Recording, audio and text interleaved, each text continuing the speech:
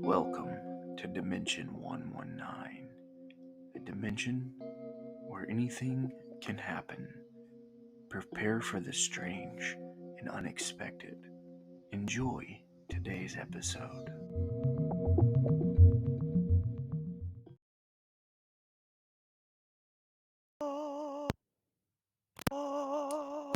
Well, it wouldn't be Dimension 119 if somebody wasn't doing something stupid when we go live.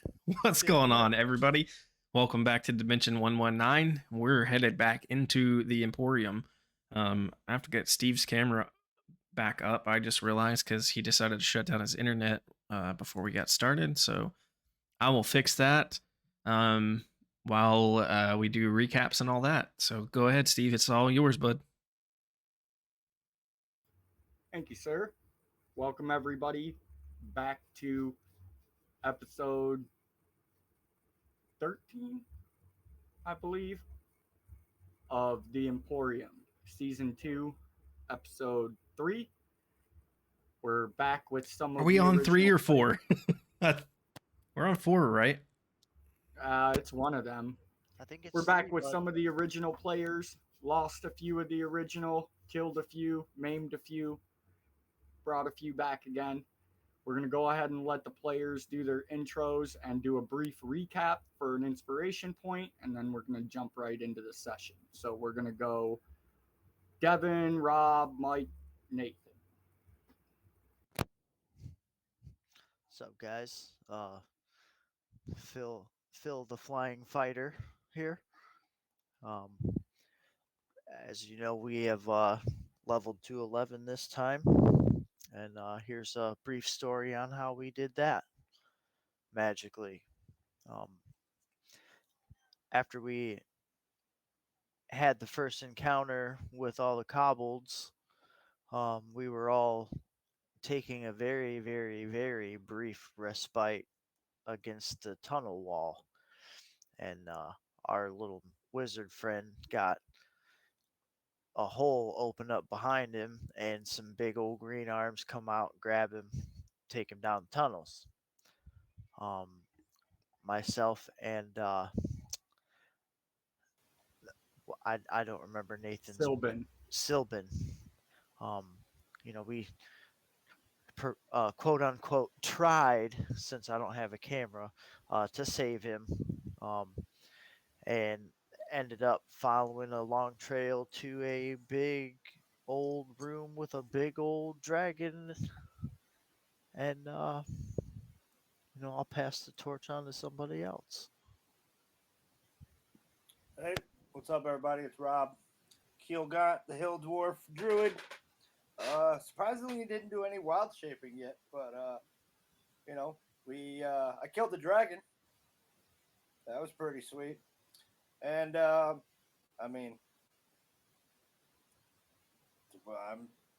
scared about what's next, to be honest with you.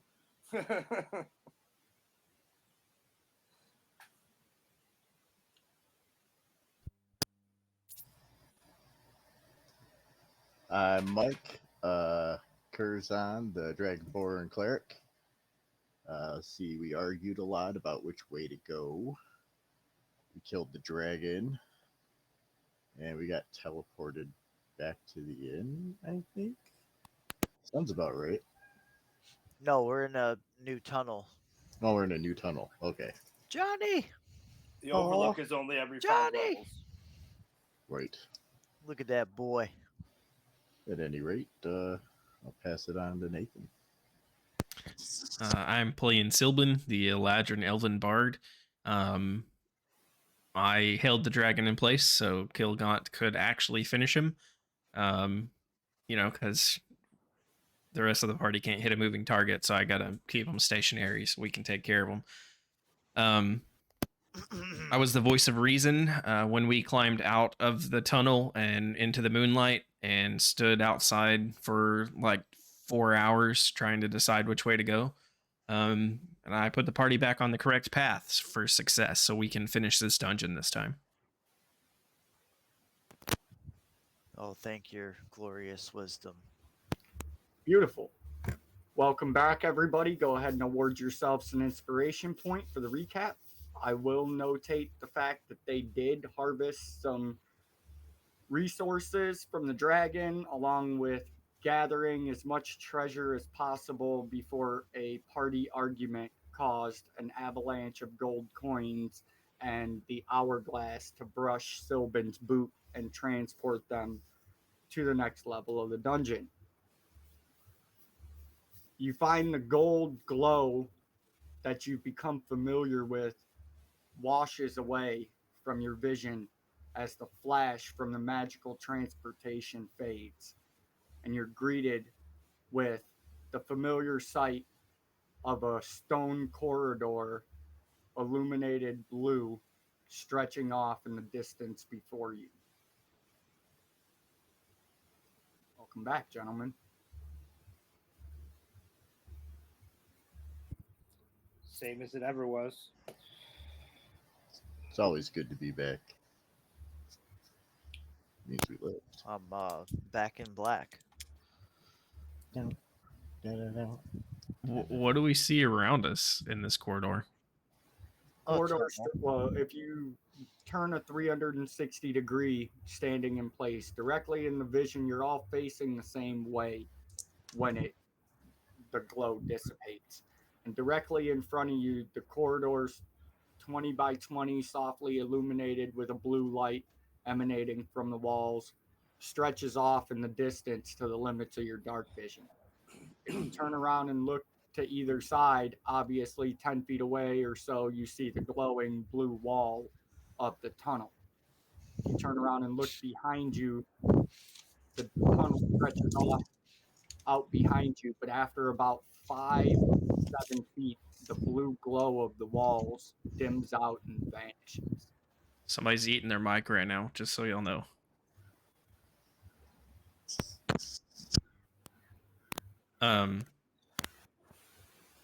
So there's nothing of note other than just the normal hallway that we're seeing. That we've seen every level. Yeah, I mean, unless you want to actively search to do something, it just looks similar to most of the other hallways that you've come across in the Emporium. I guess Sylvan will just look to the others and say, should we press forward? Which way is forward?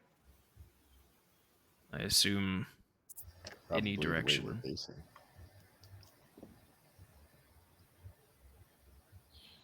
I mean, we can't just stay here. It's not going to get us anywhere. We just have to choose the direction and start walking. Good to hear. And Sylvan will start moving the direction they're facing. Quietly and slowly. Same. So you take your normal marching formation, still been up front, scouting, relaying back any information he comes across to you guys. You're traveling for a short distance, maybe 20 minutes, half an hour, somewhere in there, pausing every few minutes to reflect back to the party mates, hey, we're good. Keep coming. And you begin to hear almost like an echo coming from somewhere further down the tunnel. It sounds almost like something smacking up against rock, like a meaty sound, like smacking up against rock. Dunk, dunk, dunk.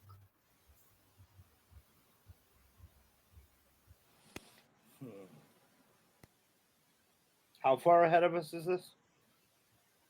it's hard to tell. You can't see anything that would give you sign of what it is in your limits of your dark vision, but it's got to be somewhere fairly close because it doesn't. It sounds like an echo, but not the bounce back of an echo.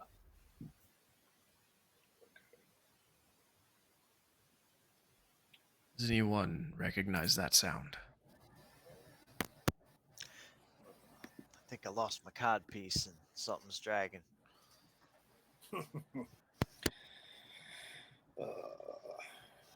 Tail, maybe.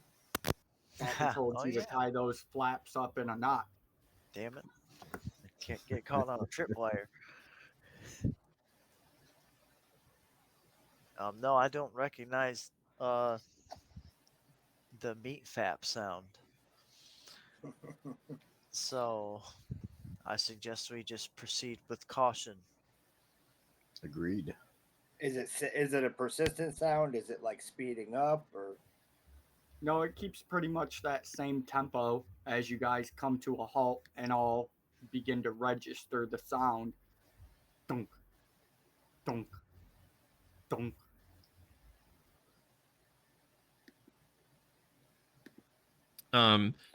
Is anyone else moving forward or anything? I guess if not, Sylvan will try to sneak forward and see if he can see anything. I will since I'm a very efficient hider. Does anybody have I'll go heightened forward. senses? Have what? Heightened senses. No, but I got a pretty decent perception roll and an awesome hide check. So Right. I got some light spells. I'm going to scout forward with a natural 19 plus 9 All right. for 28. Okay. How far ahead down the tunnel do you want to scout? I would say 100 foot. I got a 16 on my stealth. Copy that. So you guys basically you tuck yourselves into the sides of both walls and you start going shadow to shadow down the corridor. You get about 100 feet or so out and you're hearing the noise more clearly, but you don't see anything yet, but you do hear that the sound is not louder but bigger now.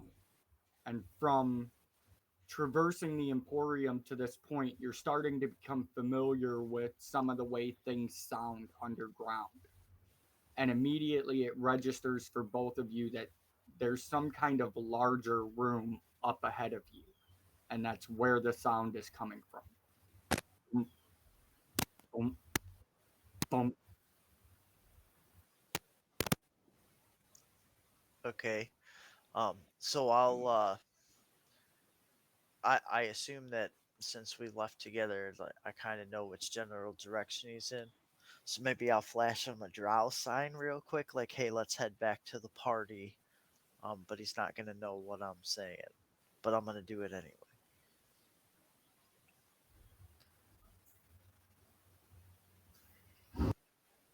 How far ahead of us are they? 100 foot. Okay. If I see Phil stop and kind of turn to head back to the party, then Sylvan would too. So I'm gonna be like, I don't know what he's. He just flipped me off or something. I'm leaving. Must have been in the seals or something at one point, He's doing all these playing crazy the, hand signs. He's playing the air lute, right? So what'd you see? What? I said, so what'd you see up there? Oh, yeah, we didn't see so much as we heard. Okay. We both believe, I assume, that there's a larger room ahead, farther than 100 foot out. So probably 200-300 feet, maybe. Might be a larger room somewhere down there, with something soundedly thumping or eating something. Look, I'm telling you, there's something moving and it ain't us. Exactly. Why don't you wild shape into a mouse and go check it out? A mouse? Yeah, not so Like much. a dire mouse. Like a Mickey Wouldn't that Mouse. just be a rat? I No, mean, it wouldn't. I mean, I don't know. What I about could like wild shape. I could wild shape into a tressum, but what about like a badger? Like a really pissed off badger. we Really got. pissed off I badger. mean, we Honey got. badger don't give a shit. I do have a giant badger. I was thinking direwolf just for the census. Nice looking beaver you got there. Thanks, I just had it stuffed. All right, so yeah, I'm gonna go ahead and wild shape into a direwolf, and Okay. I'm gonna dash up 100 feet and do a perception check. All right. Say a dire wolf. Yes. Outstanding. So all of you are standing there as Keelgaunt just looks at all of you, and a glazed look comes over his eyes, and his body begins to amorphous into a almost like a glowing, shadowy, melted form of himself for a minute, and then he elongates and drops down, and his body stretches out, and after a brief flash of energy, you see standing before you this big dire wolf that's tinged gray and has a bit of a long tuft hanging from its chin. I got a 22 on that perception check. All right. So you get down to where they are, where they were, and you're looking, and at first you don't see anything, but then it hits your nose and you recognize it immediately. You come across it many, many times in the hills and the foothills of the mountains where your druidic circle was originally raised. There's only one creature that smells like this, and it's Goblin King. The sound echoes through the tunnel again. Your keen hearing picks up a little more depth and detail on it. Dunk, dunk, dunk. And you realize it's the sound of somebody chopping something fibrous and firm. Okay, I'm gonna look back at the party. How far in front of me is this entrance? What's your dark vision at that range, at that form? I mean, 'Cause not that you need it. The tunnels are technically low light vision because of the blue glow from the stone. you said it was 100 feet. I dashed up 100 feet. I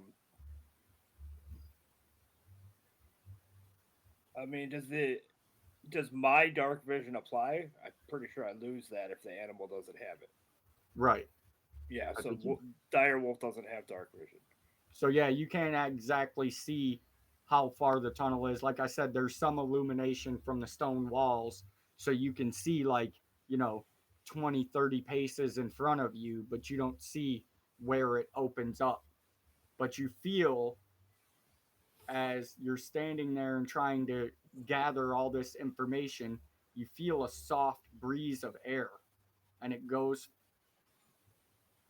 in and comes in and hits your right shoulder, foreshoulder, and flank first, and then coasts back over your shoulder and down your back, past you down the tunnel. And with being who you are, you might have gone into the druidic circles first, you know, early in your life. But just like all other hill dwarves before you spend a lot of time in close to the surface caves in the mountains and in the hills. So you know what it feels like and what it sounds like when wind comes around a corner into a tunnel. And that's basically what you're feeling right now. If you're facing north south, then you're expecting that this wind that you just felt is in this larger cavern ahead of you, and it's traveling from east to west. you know, because it came in the near side of the tunnel and blew over your shoulder. But I don't see where the curve is oriented. Right, it's too far out of your dark or your wolf's vision at this point. Okay.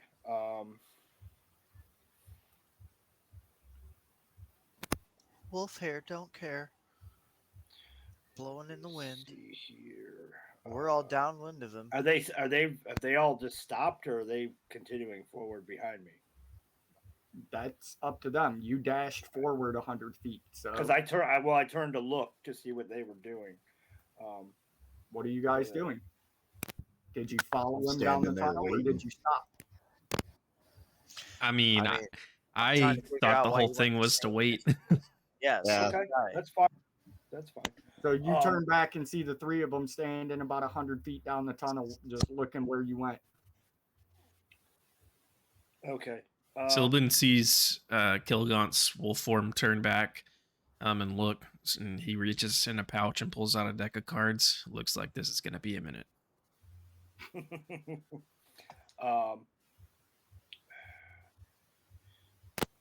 Deal me in. I'm torn between running back and you know what? I'm gonna slip out of wolf form and use my dark vision to see if I can see further.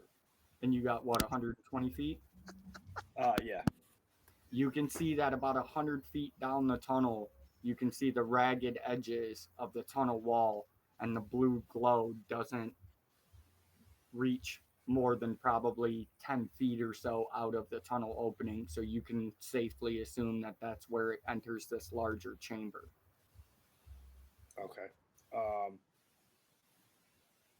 I'm gonna turn around and just start waving my arms at him because I'm afraid that if I yell, same reason I didn't howl when I was a wolf, I was afraid to alert whatever. Yeah, I'm just gonna start waving them forward. Hopefully they can see me. I'm gonna reply in drow sign. I figured as much. It's a special sign. Can we see him? I mean, I can't. I was gonna say, what's your dark vision ratings? I can smell Oh, him. definitely not that far. I think you're all 60 feet, right? Yes. Should be. Okay. Well, once Yeah, I so you realize, stand there for a minute, Keelgott, signaling them like, come on, you fucking assholes. And they're okay, all so in there, you see Sylvan shuffling cards. okay, I'm gonna throw a druidcraft cantrip and throw up a flame, Okay. and so they, I mean, just to illuminate myself and kind of direct them towards me, and I'm gonna just wave the flame back and forth. Okay, so you just like produce a little flame on your fingertip Yeah, and wave it back and forth, like bring your asses down here, holding it next to you, Yeah. going, like air traffic Curzon's gonna control. wave. What Hi. is he doing? The whole Fireflies. object to not be noticed. I'm not Well, going anywhere. if he's facing us with his back towards the other way, And then waving his body's- hands. Well, his body should be able to block the light if he's doing it in front of him.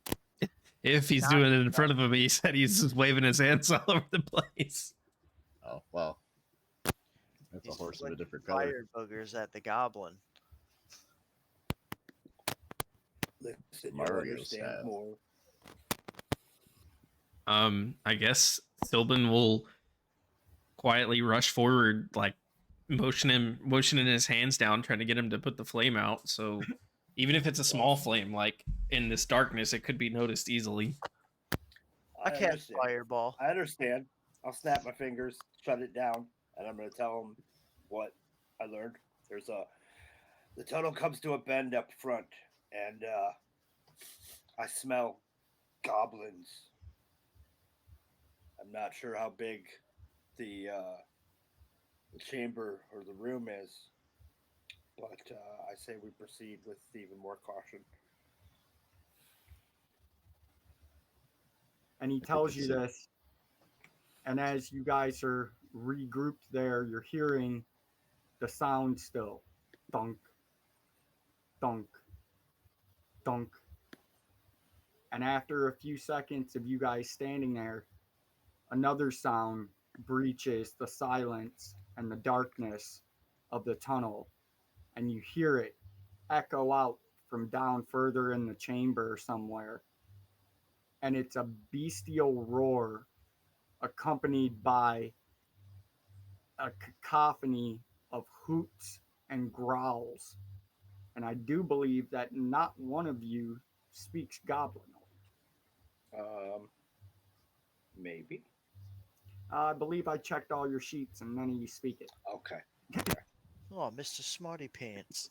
He picked the one language we can't speak. I actually went and looked to see if any of you would be able to understand them from a distance before you got close to them, but unfortunately, none of you speak Goblin. Anybody got a understand language spell? Ooh, maybe. I bet the wizard did. Oh, you know he did. I'm just gonna look at you all and be like, "What But he wizard?" just cast Fireball. Little tongues cantrip. Nice can. Is there a form I can wild shape into that understands all languages? That's what I have to figure out.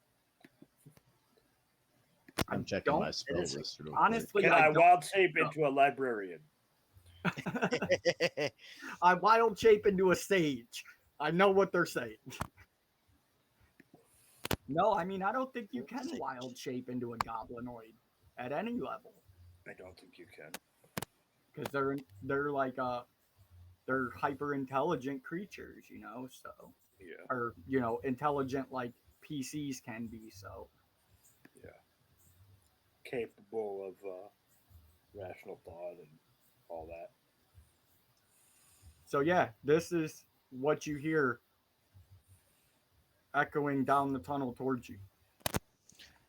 They're saying, looks like meat's back on the menu. How do they know what a Wah, menu is? How do the goblins know what a menu is? Everything's a menu How- to a goblin. Why did you have to turn into a fucking dire wolf to run 100 foot down a tunnel to out of being a dire wolf so you could see your hands in front of your face?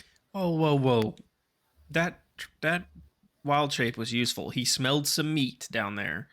That was very helpful. Now we know that the goblins have some meat. That's We going to be heard- crucial information for the chef. Especially for a cook from the king's army. I hear it. I mean, they're tenderizing it. Listen, my point was to discern what kind of enemy, and I figured out that the tunnel bends before we reach the The cavern. tunnel bends. That's You want to get caught in the tunnel That's bend?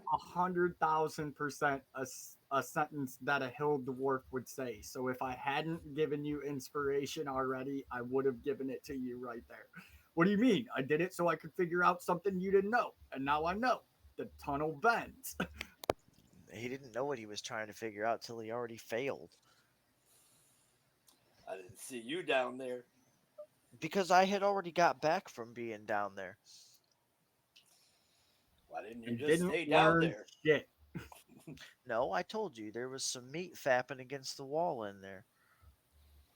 Do we Oh, know? So yeah. you're Steve, I messed up my hit points, but- effectively probably somewhere around the range of 100 to 120 feet away from where this opening is. I believe Keelgaunt is the only one with 120-foot dark vision. So he can see the edges of it, but you guys can't. You can see, that the light doesn't continue further down the tunnel from you, but you can't tell exactly how far it is. So it's 120 feet to the bend? Yeah, Okay. basically to where it opens up, because it opens up at the bend. Oh, okay. Okay. I thought like there was more tunnel and then it opened up elsewhere. All right. Sylvan's going to start moving forward then quietly. Is the little firelight out? If it is, Oh, I'll yeah. move forward. I put it out a while ago. Okay, then I'll move forward too. Yeah, I'll follow as well. You all softly hear a different resonance coming from deeper in the tunnel somewhere. Most of you immediately recognize it, especially Sylvan. Sylvan, you recognize it for what it is before anybody else does, and it's the sound of drums. Boom, boom, boom, boom, boom, boom, boom, boom, boom. Drums in the deep. Another loud blast of hoots and hollers and grunts echo down the tunnel, along with the sounds of flapping feet against stone.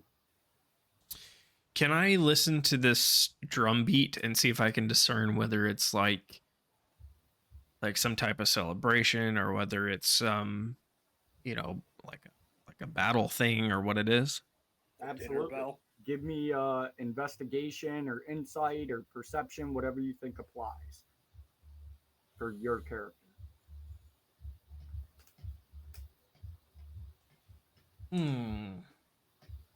If you let me use performance to gauge the performance, it could be a 13. Absolutely.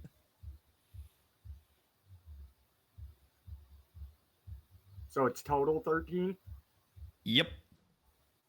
So, being that most of your performance background comes from traveling the road and inns and being in adventure parties, you don't recognize it right off the bat, but it does dawn on you after a second. It's call to arms. It's an activation percussion that drummers will use to organize formations.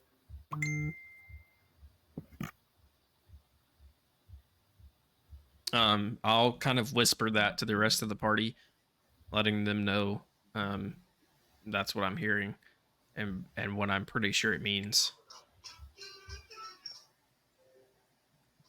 The question is, do they know we're here and that's directed towards us or something else?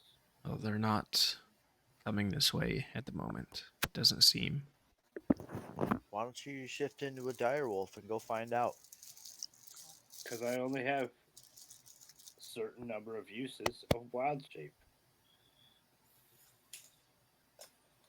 Why don't you go find out?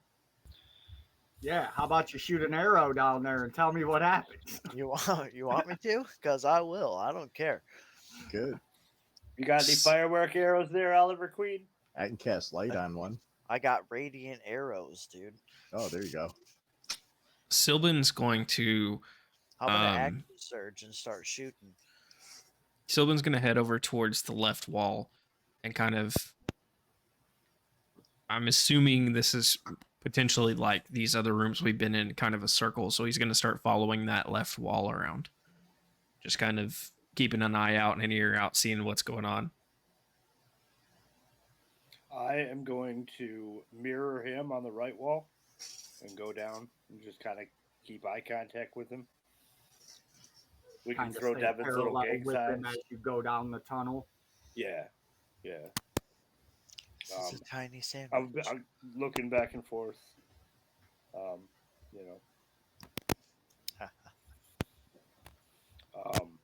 Phil, Curzon, do you follow? I'll follow. I'm going to hang towards the left side of the tunnel, though. So you're going to be on the side with Sylvan. Yeah. We're still in the tunnel. We're not in a room or nothing like that yet? Correct. The Okay. tunnel is, the opening to the larger cavern is about 100 to 120 feet down further in front of you. Your dark vision lets you see 60 feet, but you can actually see that the blue light of the tunnel walls dims out after a distance down there. You just aren't close enough yet to make out the end of the tunnel wall. Okay. I will stay to the right side since the left is taken. So we got Sylvan and Curzon on the left. We got Keelgaunt and Phil on the right. And you guys take parallel positions and start moving your way down the tunnel. Anybody who's actively trying to sneak needs to give me a stealth check. That's what I was just going to suggest. 28 stealth check. I mean, I can try. Nat 20 for a total of 27. 21. I got a 17. This is the second I time got a total of 7. second time I got a nat 19 roll. So you guys make your way down the tunnel. You get further down. It starts to become clearer to you as you make your way down the tunnel. You stop yourselves probably about 10 feet or so inside the tunnel before you hit the larger cavern opening, as the panorama of this larger cavern becomes visible to everybody.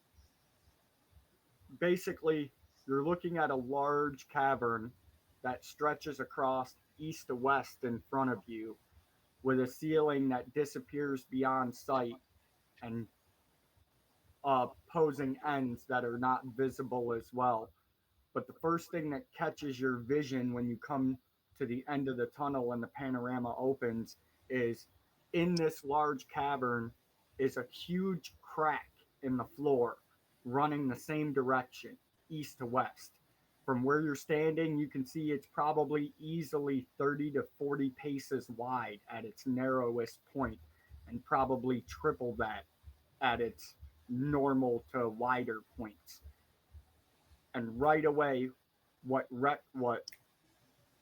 pierces your vision and registers as what was making that thunk, thunk, thunk sound is, you see a large stalactite that spears up from the middle of this crack at its widest point in the center of the cavern, and balanced across it, almost as if it's a child's play toy, is a huge piece of green jade that's probably 40 paces wide and probably 200 paces long, and it teeters on top of this stalactite and clunks down against the near side of the crack to you. Dunk, dunk, dunk. Kyogon, you immediately, being a dwarf, recognize this piece of stone as the parameters of it more so than the value of it. It is a massive, massive slab of jade. We're talking probably somewhere in the nature of 8 to 12,000 pounds, and probably 6 inches thick, and 8 paces wide and 200 paces long. It's like a giant jade How thick? obelisk. It's probably 6 inches thick.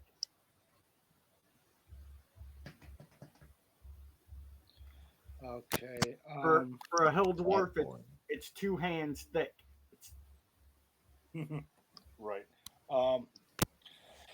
This Can thing's I? just flapping. Let's see here. say that again, Phil. This thing's just flapping. It's the near side of it is bouncing and clunking back down on the stone. Just naturally. No, nothing's making it do it.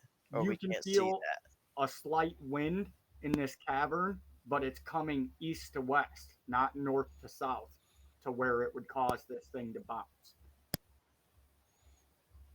Okay. What does the layout of the rest of the cavern look like? Like, make a You perception can't check. you can't see too much past your Okay. dark vision because there's no glowing blue walls in this chamber, Right.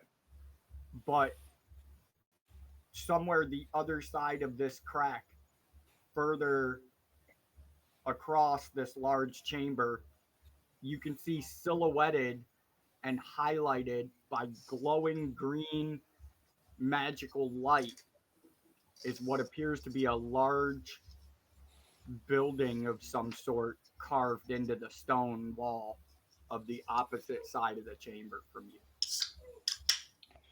Okay. Can I? I'm gonna use stone cutting Okay. and make a history check. Um, yeah, stone cutting. You know what it is, right? When you I make believe it, when you make a history check related to the origin of stonework, consider proficient. Blah blah blah blah. Okay, double proficiency bonus. History check.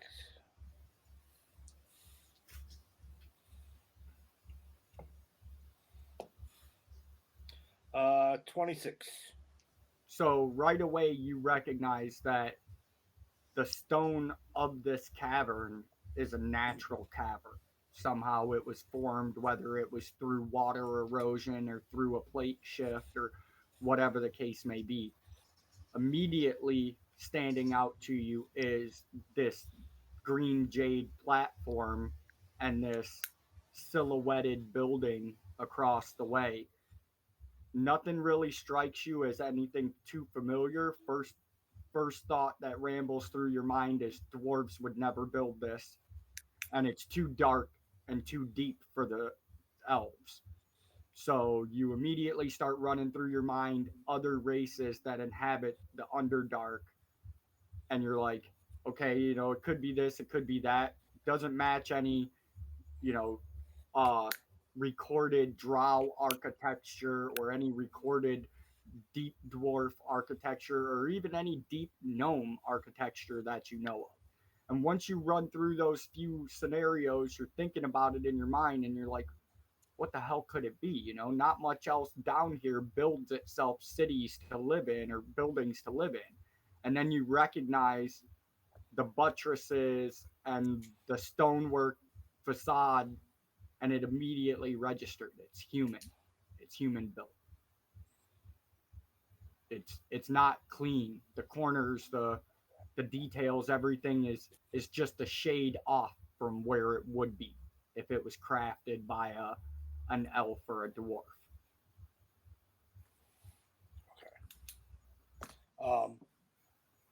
The piece of jade. Can I make some kind of check to see it if it's significant or if it's just?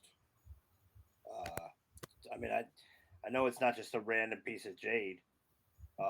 Sure, go ahead and throw another stone cunning at it, or if you want to Okay. do a specific one for something else. Yeah, let's throw it. I wasn't sure if stone cunning applied. Alrighty.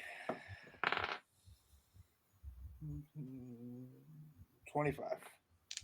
So you immediately know that this is a real slab of jade. It's not magically created, it's actually there.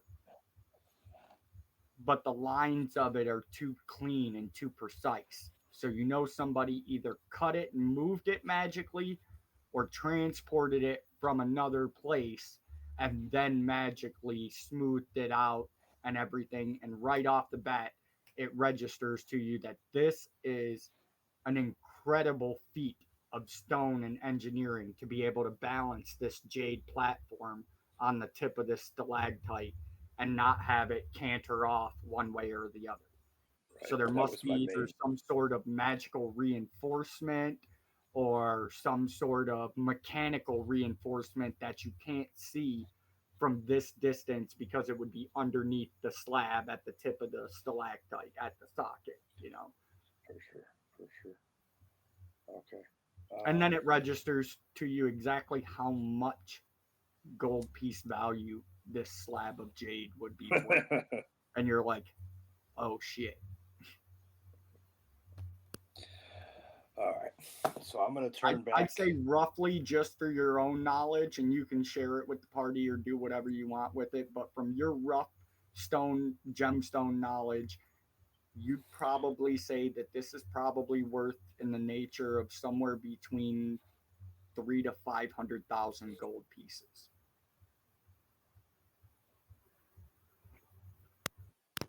Okay. My So bag of holding ain't that big. Looks like you're emptying it out then. So I'm gonna relay the information because they're all relatively close to me, right? Correct. Okay. So I'm just gonna relay the information to everybody. Um, you know, yeah, let them know. There's a rather sizable piece of stone in there. It would be considered a rather large payday for those of you interested in that type of thing. Um, I can't see any signs of life in there, but vague architecture reminiscent of that shoddy design that is only applicable to humans. You better watch your mouth I'd rather watch your before I mouth. give you another one. And I'm gonna draw my bow back. Calm down, Cupid. There are bigger threats. Okay. So besides some beautiful architecture, Oh, I said shoddy architecture. no, I believe you meant immaculate. So you don't think that there's anything in the building? Oh, I didn't say that. I'm saying I can't see anything. I can't smell anything. We're too far back. I mean, if you want to proceed forward, I say we ask the voice of reason. We do. We've been trying to proceed forward for a while now. With a 24 hide check, I disappear and I move forward. Okay.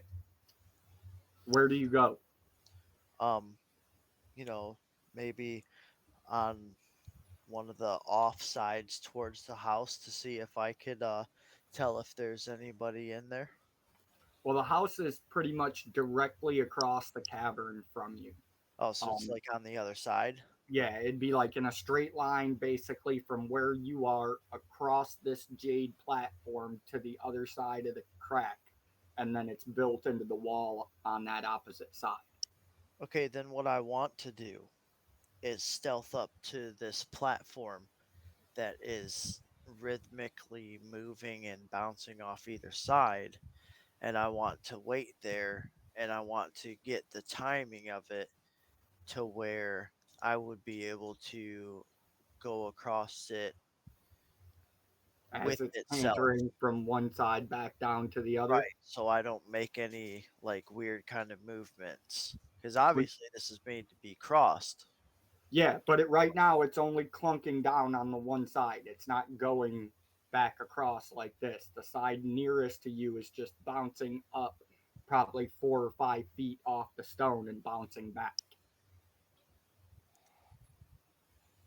So you could easily use your 24 stealth to get up to where that jade platform is. You could even jump onto it, but you're going to have to somehow create inertia to have it pitch over to the other side. Okay, I get you. So we need to get the cleric up here. The No, heavy no, no. one. I mean, what are The you? fuck? What are you trying to do? A seesaw? I mean, Well, that's no, I was effectively gonna what just you're walk looking at across. is a giant seesaw. I was gonna just walk across. You say it's about a 5 foot drop on the other side, or is it further What do you mean? for me to? So I wouldn't be able to get onto it from where I am. No, you It's could just get it's onto up. it from your side. It's just Right. bouncing up and down on your side. If you were to run up the tip of it, for all you know, your weight might be enough to canter it forward, or if not, the drop from that high point to the ground on the opposite side of the crack would probably be about 30 feet. Okay, that's what I was asking. Oh, okay. I thought it was a much wider. You know, it's just doing like this Yeah. back and forth across the thing, but right now it's just bouncing like this. It's not fully going all the way across. Can we see all of this going on from where we're at? Yes, there's a source of natural lichen that grows in this cavern that illuminates the cavern, but it's not so bright that you can't use your dark vision. I'm gonna look at the other two and say, let's catch up to Phil. Looks as if we can cross this. All right. Okay, I agree. And Sylvan will start moving forward. Same. All right, so the three of you start moving forward. You see Phil crouched up against the left side with his bow drawn with an arrow on the string, kind of scanning across the crack using this bouncing platform as cover from one side.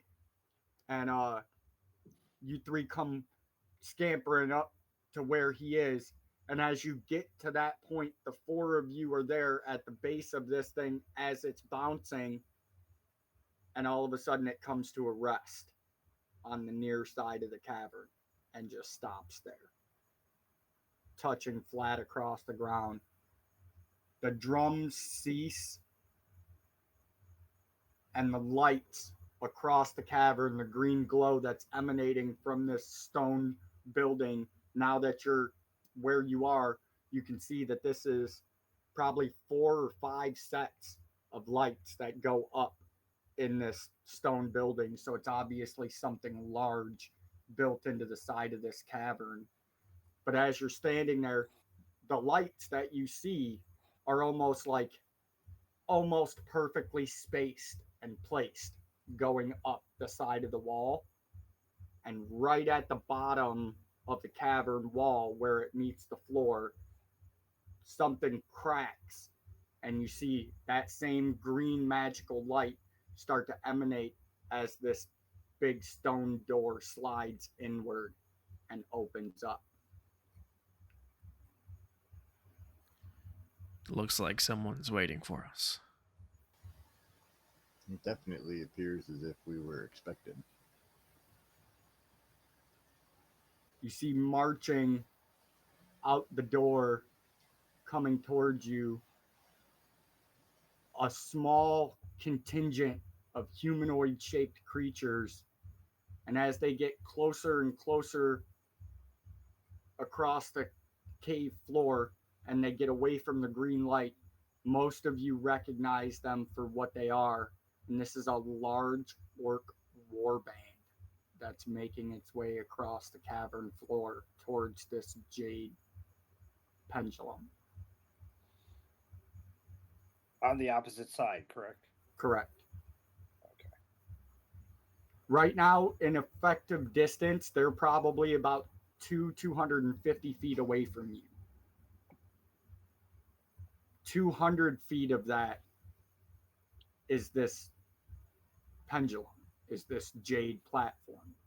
But it's down on our side, right? It's not touching over Correct. there. Correct. It's raised probably 30 feet off the ground on their side. I say we stay here until we find out what's happening. If they are enemies, I mean, we can take care of them from here. We could walk up here and literally get the drop on them. Pretty You sure want they to know we're cross. You want to cross the bridge to be on the side of the chasm where an army is.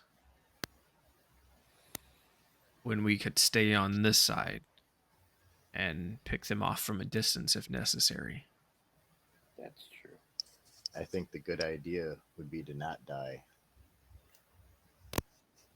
I think the good idea. Bold strategy, Cast Cotton. fireball.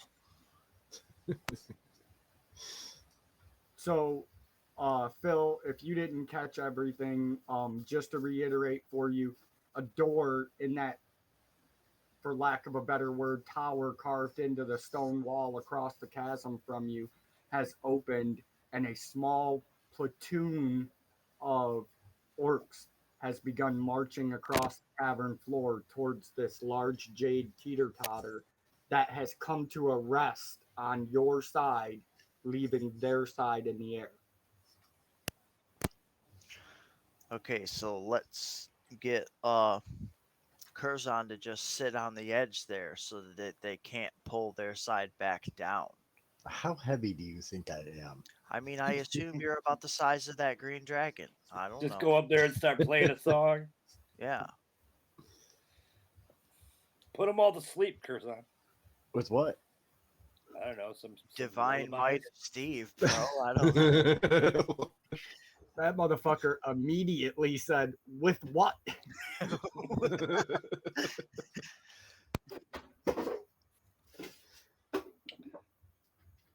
So, Let's see, what's the plan here? Let's wait and see what they do. What do you I want? You want say, to get yeah, I into say a we just fight? chill and wait. I don't want to just get into a fight if I can sneak around these bastards. They can Well- all clearly see us. No. I'm going to walk up to the edge of the large platform there. I'm going to set my shield down on it, and I'm going to activate the button that holds the handle in place where it's at. Oh man, it's an immovable rod shield. It is. That's sick. So And I'm gonna just you set guys it see there Curzon for step now. forward and plant the point of his large shield right into the top of this jade platform and click. And then he just takes his hand off it and steps back, and the shield just stands there on its own, almost as if it was guarding this end of the platform. The warband marches forward in almost eerie precision. The grunts, the howls, the hoops that normally would accompany orcs and goblins, and now that they're getting closer, you can determine hobgoblins as well, don't ring out throughout the cavern. They march across the floor in silence, the only sound being booted and bear slapping feet as they cross the floor. They get to about 60, 65 feet away from their side of the platform, and one smaller section of it stops and the other section drops back, effectively putting a 10-foot gap between the two of them. And the secondary one drops down to one knee, and all of you can see that all 8 of these hobgoblins drop down to one knee and immediately draw back on their longbows. Oh hell no. The orc warlord that's guiding the party steps a foot forward in front of the near half of the group and bellows out in orcish a string of syllables that none of you understand, gesturing at the jade platform with its huge black steel great axe.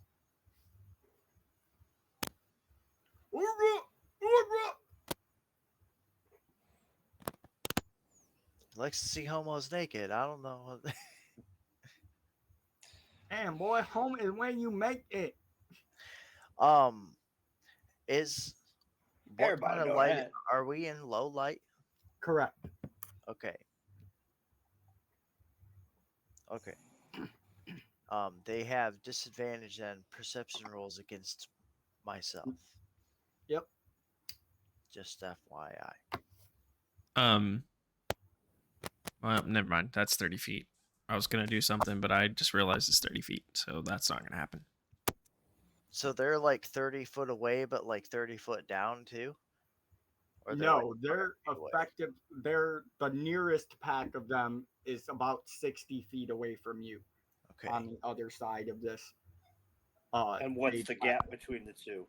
The gap between the two is about 200 feet. The jade platform is about 200 paces long, so it's probably, I don't know, I'd say a good 80 foot long if you're talking in actual feet versus, paces or whatever. Right. So I'd say it's probably 80 foot, and the chasm, the crack in the floor that this stalactite comes up from, comes almost to the very edges of where this jade platform is. You've got about 3 feet on your side that clicks down on the stone ledge, and about 3 feet on the opposing side that clicks down on the edge.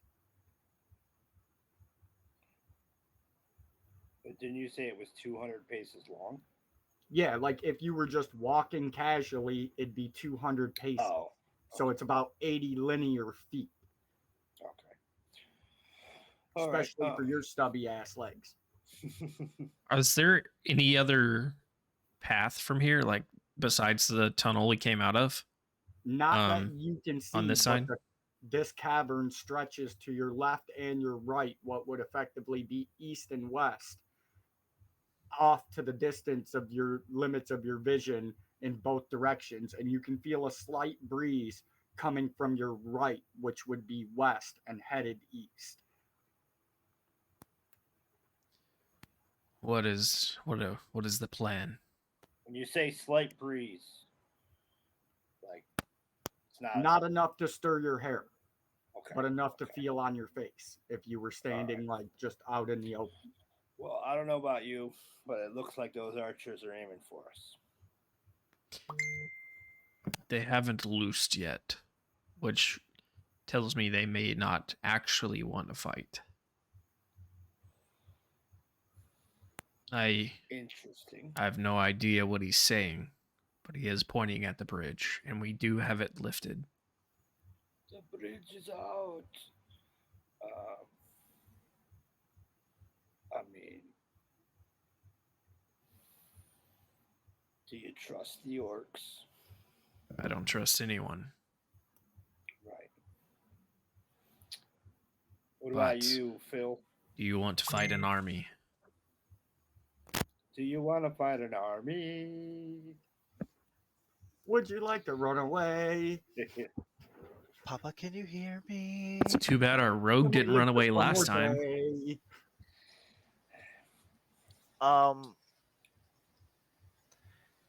I feel like I need more environmental information. Listen, So I feel, and I'm talking kind of to the party in Drow sign. So, they definitely know what I'm talking about. Definitely. Everybody understands your finger talk now. Damn right. I We've got been some together finger long talk enough. for you. Whoa. You be pillow talking. No, I won't use Drow sign. I'll talk to them. I feel like we need a little bit more information. I feel like we're at an extreme disadvantage, even though we have the bridge seemingly in our favor. I don't like being out in the open with a whole bunch of bows trained on us, even though I'm disappeared right now. So I think we can barely feel some wind coming from the east, right? The east, the west.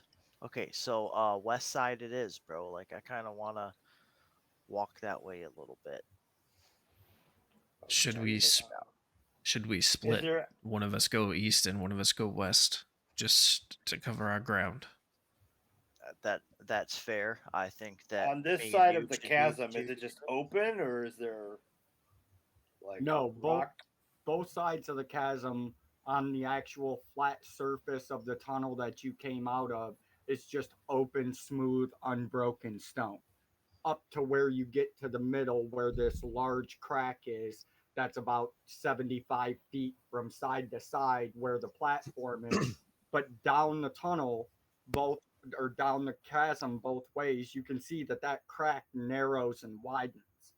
And at some points, it's probably only 30 feet across from one side to the other. And then at other points, it's probably 50 feet, 60 feet, And how deep is the chasm? If you look over the edge of it, you can't see the bottom. So is the orc warband making any attempt to get on to the platform at the moment? No. Right now you guys are close enough that you could probably get a head count.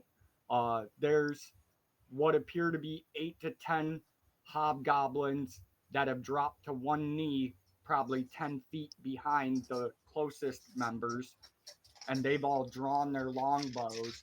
And then about 10 feet in front of them is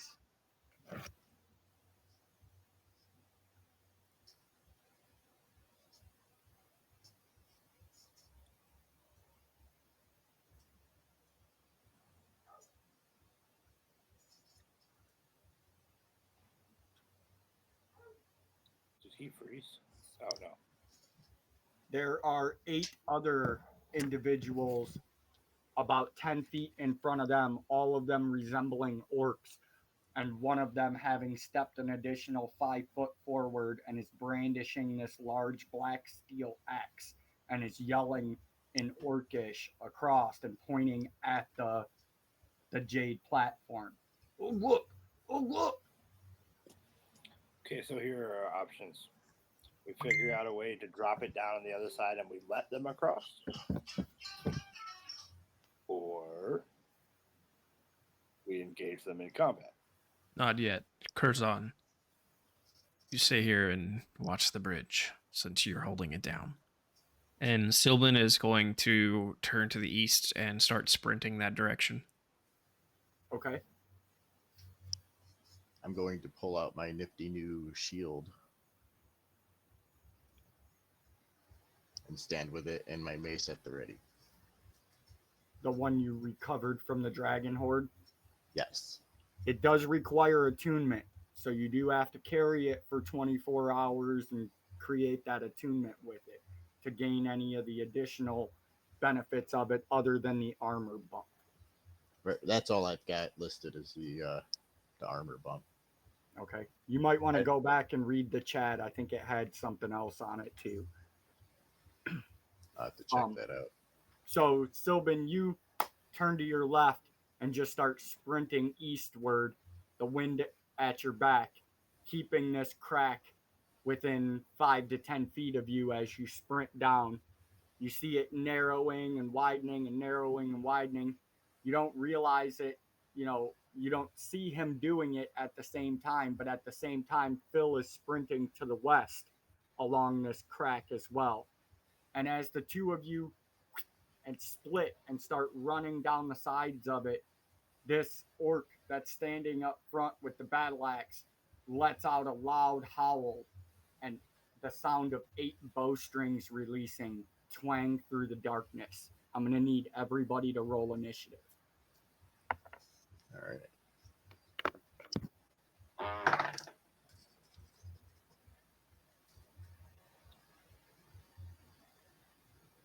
17.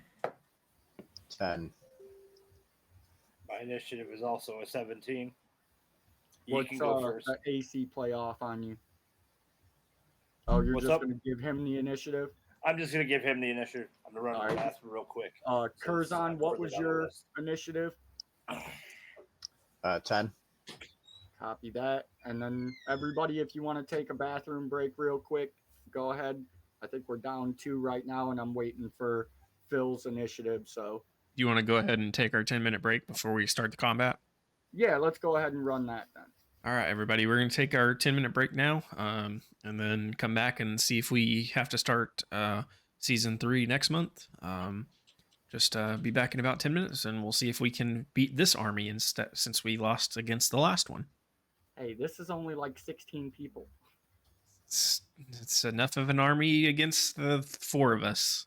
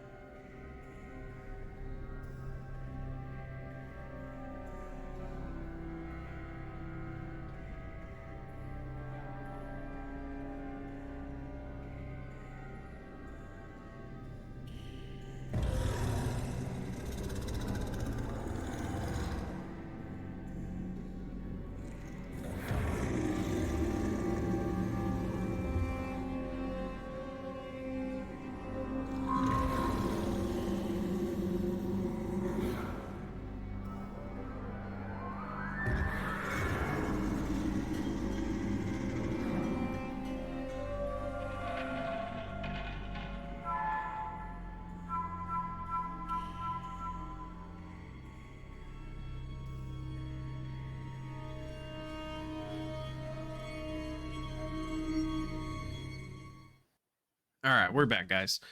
Let's see what happens with this orc army in front of us.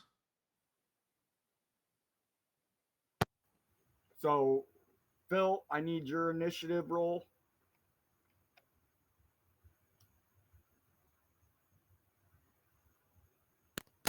$24. And He gets back and he's like, "Wait, why are we rolling initiative?" Well, Alright. I kind of feel that, but whatever. I expect it. you need a brief recap. I No. ran east, you ran west, by the way. So Yeah. we're moving opposite directions down the crack. And as I you did that, I automatically passed my hide check. well, I assumed that you were probably still trying to hide from when you were hiding near the bridge. Yes, So sir. I just went with the 24 that you had rolled that. Perfect. But as you both took off down the chasm, you heard the familiar sound of bowstrings being released as all 8 of these hobgoblins released arrows from their longbow, which is why you all needed to roll initiative. Gotcha. So effectively, the initiative order is going to go Phil, Silbin, Keelgaunt, Curzon, them. But I'm going to roll right now a percentage dice to see if any of you are actually hit by this barrage that was loosed into the air. So first, we're going to go with Curzon because he's the biggest target.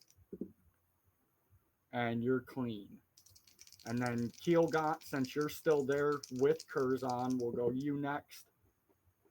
And you are clean. Silbin, a shot comes out. What's your AC? 14. And it strikes the ground about 3 feet in front of you and about a foot to your right, closer to the crack. Phil, a shot comes out, but you can tell that the shooter actually didn't know where you were at the moment when the shot came out. So it lands about 8 feet behind you as you're striding down the cavern and you hear it thunk into the stone. So that brings us to the top of the initiative order, and it's going to go with Phil. Okay. I assume I only made it my base 30 feet so far. Yeah. Okay. They shot a bunch of stuff. I'm going to while I'm gonna run up another 10 feet, and I'm gonna take aim towards the group. Not really any particular target. Do you want to aim at the closer group or do you want to aim at the archers that are behind them? The archers? Okay. I know how dangerous archers are. Hey, I just got to know whose AC you got to hit. Okay, so I'm gonna stop and I'm gonna loose 3 arrows. Okay. First one, a 16. And you see that right as the arrow leaves your bow, you know as soon as it leaves the nock, it's too high. And it comes down right over the head of the second guy because there's 8 of them there. They're in 2 groups of 4. Mm-hmm. It comes down right over the head of the second guy and disappears into the stone behind him because they're all at one knee pulling Right. their bow back. And it just basically gave him a close shave. Second shot is a 28. That hits. One of the guys in the front rank, you go to adjust and bring the nose of your bow down, and the arrow drops dead center. We'll say the second guy in from your side.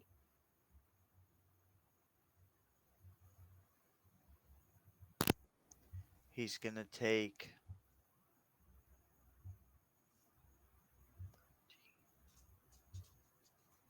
16 damage. And he's on one knee and he's going to draw his bow back again. and the arrow actually comes straight through in between the string, the arrow, and the bow, and punches through his ring mail, and you just see him fall backwards as the shot goes up towards the ceiling and his fingers release from the bow. Third attack is a nat 20. Oh, damn. Go ahead and roll your critical and all of that with it.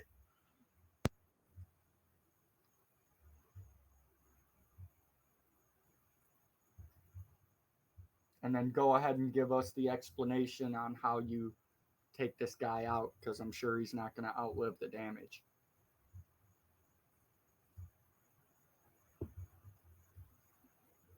That's like 32 damage. My first shot missed its mark. My second shot plunged into the guy's chest center mass. My third shot took the took the same guy whose chest got pierced, and took his hand off as he was falling back, drawing his bow, and went into the side of his buddy's head next to him. And you just see him fall stiff, almost as if a tree was falling, clunk down on top of his buddy that fell backwards. And I continue moving a little bit more around the direction I was moving. All right, go ahead and give me another stealth as well.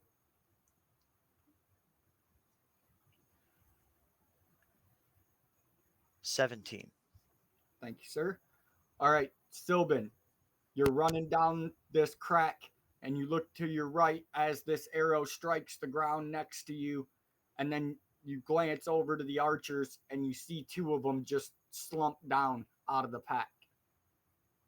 The group in front that's closer to the bridge itself, you can see that the orc warlord and the other 6 or 7 orcs that are with him have started moving forward towards the edge of the bridge, and one of them is swinging a grappling rope. And how far are they away from me? They're about 60 feet from you. Well, they were 60 feet when they started coming towards you, so they're probably 50 feet now. So I'm probably like 80 feet away since I ran 30 feet down the stuff, roughly. Yeah.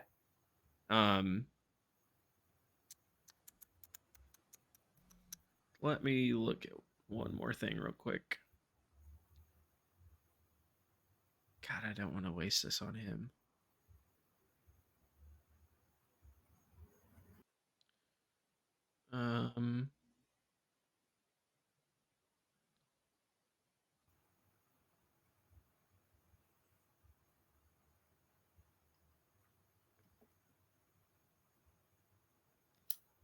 Sylvan's gonna stop in his tracks and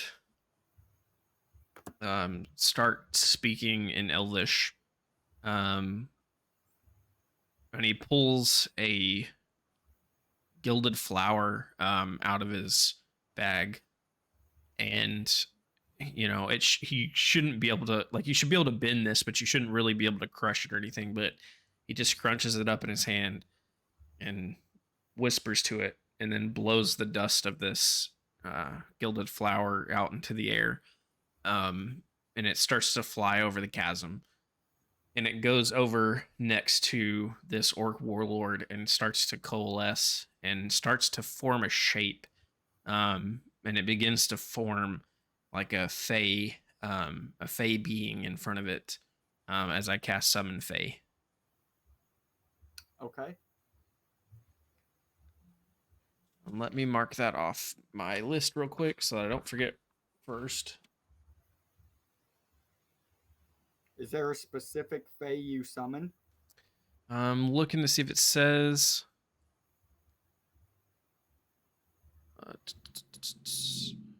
Yes, I've got to summon a specific one. Let me see if it has any specifics on that. Companions, combat, immediate verbal commands. Creature disappears. Blah blah blah. The creature, fake creature. Oh, so I get to choose. Okay.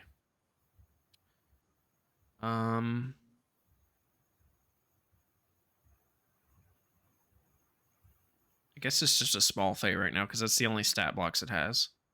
Okay, that's fine. You can choose to flavor the perspective of it however you want, whether you want it to be a fairy or a satyr or whatever. They'd all be considered small Fey, I believe. I think it's more like a playing off what you gave me before. I think it's more like it's like a raven, but it's not a normal raven that you would see. In the like, it's a Fey raven. Like there's something off about it. There's something odd about it. Instead of being colored like a raven should be, it shimmers in a rainbow hue whenever the light it's got touches it. some red texture to the blackness. Like as it rolls one direction, you just see like a flow of red over it, where it should be black. It's almost kind of metallic, shiny looking almost.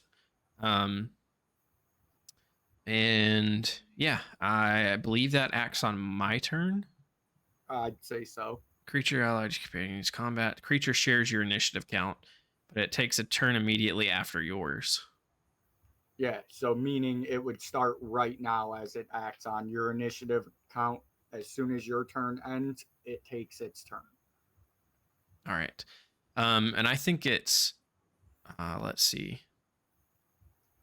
I think it's fuming, and it's going to make an attack. Okay. Makes number of attacks equal to half its spells level, so it can make 2 attacks. No, half its spell. It can make 1 attack. Okay. That's 12. And it says it has a short sword attack. I'm assuming since I flavored it as a raven, you'll allow me just kind of reskin that as a peck attack. Yeah, it's a beak attack. Okay. So adding. I'd say its metallic beak is probably close in length to a short sword. It being a Fey, it's out of proportion for what a raven would be. Okay, I can add my spell attack mod, which is 3, which is 7, so that makes it a 19 to hit. Sorry, I've never used this one before. I'm getting used to this. No, that's cool. 19 hits. All right. So you see this flash of red light, Keelgaunt and Curzon, across the crack as this metallic-looking, larger bird flashes into existence and lunges out at this orc warlord as they're trying to get the grappling hook secured on the bridge. Go ahead and roll your damage. It's gonna do 4 spells level was 3. It's gonna do 7 piercing damage, and then it's gonna do an extra 3 of force damage. So 10 total damage.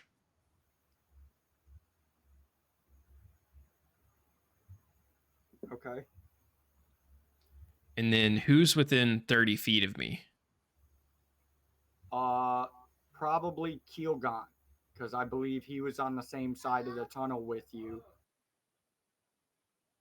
when you guys came out.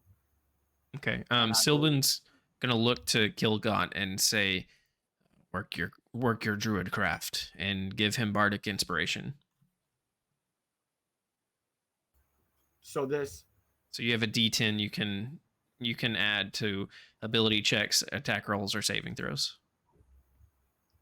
So this Fey raven flashes into existence, lunges forward, splashing the black blood of this orc warlord as it pecks down into its neck. And as it's fluttering its wings to get back on equal footing in front of it, this orc warlord uses its reaction. Check one thing real quick, because I may be able to do something else with that to keep it from getting screwed. I think. Let me double check. Yeah, it's actually gonna face step 30 feet away from it, from the warlord, up over the chasm. Just like up into the air. Yeah, just kind of like backing over up above the chasm a little bit. It has 30 feet of movement, so I mean a face step as a bonus action. So, and you see this blade, this great axe, come sweeping across where this metallic looking raven was, and with a tilt of its wings you see a flash of red, and all of a sudden it's 30 feet away, floating above the cavern, flapping its wing above the chasm, flapping its wings, keeping it aloft. And this orc warlord roars out again. Anything else you'd like to do on your turn, Sylvan? nope, I won't take up any more time. Oh no, you're good, bro. All right, so that brings us to you, Keelgaunt. You see all of this happen. You hear the shot strike the ground to your right, where you know that Phil ran off to, and you can see Sylvan off to the side as he flourishes and summons this Fae, and then tells you to work your druid craft. Arrows thunk into the ground near you and actually strike off of Curzon's shield and bounce to the floor. You're muted, bro. I know he's got the shield up. What's the incline on the He speaks the Strauss. platform? Are we taking cover behind the platform, or? Well, really, there's no way for you to take cover behind the platform, as it's running the same way as you guys are, and they're coming from a direct on angle across the cavern to you. You could easily, like we said, try to duck down behind his shield that he's got at the end of the platform, and you'd get 50% cover out of it. Okay. But otherwise, Curzon is actually standing next to you. He's pulled another shield out of his bag of holding and is holding it in one hand with his hammer in the other. Okay. What are these? Are the orcs still in formation? I mean, apart from the warlord who's getting pecked to death. Yeah, they pretty much ran forward in a pack, and one of them's swinging a grappling hook to try to rope the end of the Jade Bridge. Okay. I'm gonna step forward. I'm gonna raise the sickle above my head, and I'm gonna cast Entangle Okay. on that whole group. What's the range on that? 90 feet. Okay. Well, So you're at the Jade Bridge. You haven't moved left or right, right? You've just come Right. straight forward. So Yeah. you're 80 feet. Yeah, you're probably within range, a couple of feet on your side, a couple of feet on their side. So you're probably like 85, 86 feet away from them. So you're just within range of your spell effect. for sure. Yeah, I'm gonna center it in the middle of their formation. It's a 20-foot square. Vines and blah blah blah. The area is difficult terrain, and they have to succeed on a strength saving throw or be restrained until the spell Strength ends. save. Yeah. DC is 18.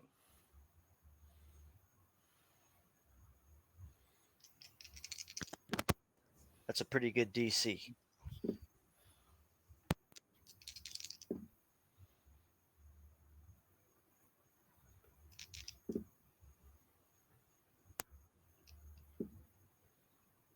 So the warlord and 3 other orcs make the save. And it actually draws your attention to them as they make their save, because 2 of the 3 do a flourish like this with their hands, and you realize that they're not carrying shields or axes like would be common of an orc, but you can see a bone idol in the left of each one of their hands, and they actually just wave them, and the entangle roots actually part as they walk through. Okay. So the orc warlord and 3 others are still loose, but the other 5 are entangled at the end of the platform. And one of them was the one that was twirling the grappling hook. So he's now fighting to get the grappling hook free from one of the vines. Okay. So you're familiar with Entangle. On their Correct. turn, they can make a strength check. Blah blah blah. Yep. Okay. Just wanted to make sure. Okay. Refresh my memory. Is that a concentration? Yes. Yep. Okay. It's a concentration spell up to a minute. Right. I just wanted to know in case I hit you, I can have you make a concentration check. For sure. And then following the casting of the spell, I'm gonna take that cover Behind the shield. Curzon's mounted shield. Yeah. Cool. All right, that actually brings us to you, Curzon. Okay. I think what I want to do is run up to the edge of that platform and use my breath weapon from left to right, hitting everything right there in the front. What's the range on your breath weapon? Let me look. It's a 5 by 30-foot line. Yeah, so you'd be out of range. It wouldn't make it across the chasm. Okay. Even standing above them on top on the Oh, you want to jump on top of the platform and run up to the high peak and then try to breathe down on them? Yes. All That's right, exactly go ahead what I and Yeah, want. he wants to stick his head over the wall. go ahead and you can make that movement, but I'm going to need you to make me an athletics or a strength check in order to get up this incline, because you're basically looking at like a 60-degree incline to go to the top of this thing.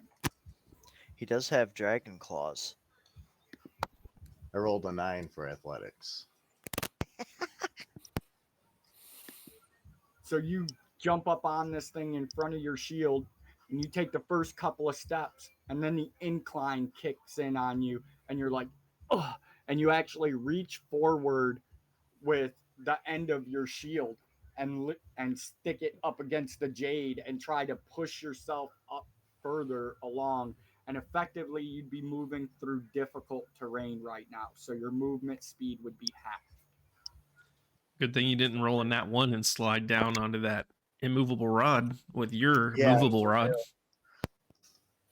Well, it's technically still in the shield, so I would just hit the shield like a wall. But that would still suck. With your nuts. Yeah. With your dragon nuts. Let's see. Nuts of All dragon. over the place. Right.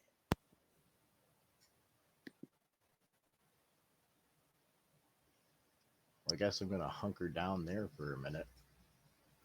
I was going to say you could move half of whatever your effective speed is. Right. It's 30 feet, so I would be at 15 feet. So I'll just sit where I'm at because I believe that big slab is 30 feet across. Yeah, it's about 80 to 90 feet across from side to side. But you're effectively got to the group that's right underneath it. You've effectively got pretty much 100% cover because this 6-inch thick jade slab is perfectly in line with you and them. All right. Healer's Well, safe. And I'll that's chill there actually for a going to minute. bring us to them.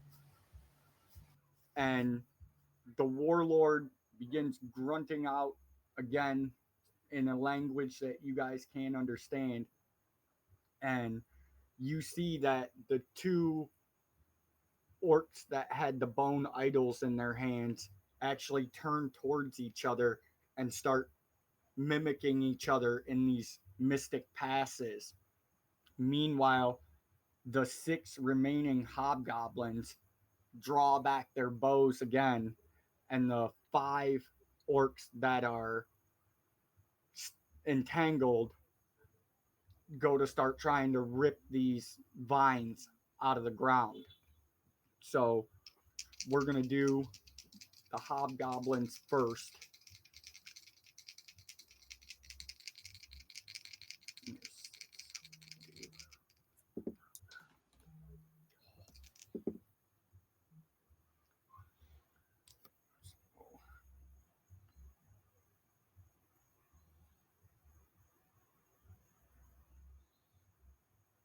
All right, 4 of them fire off rounds headed out towards the periphery.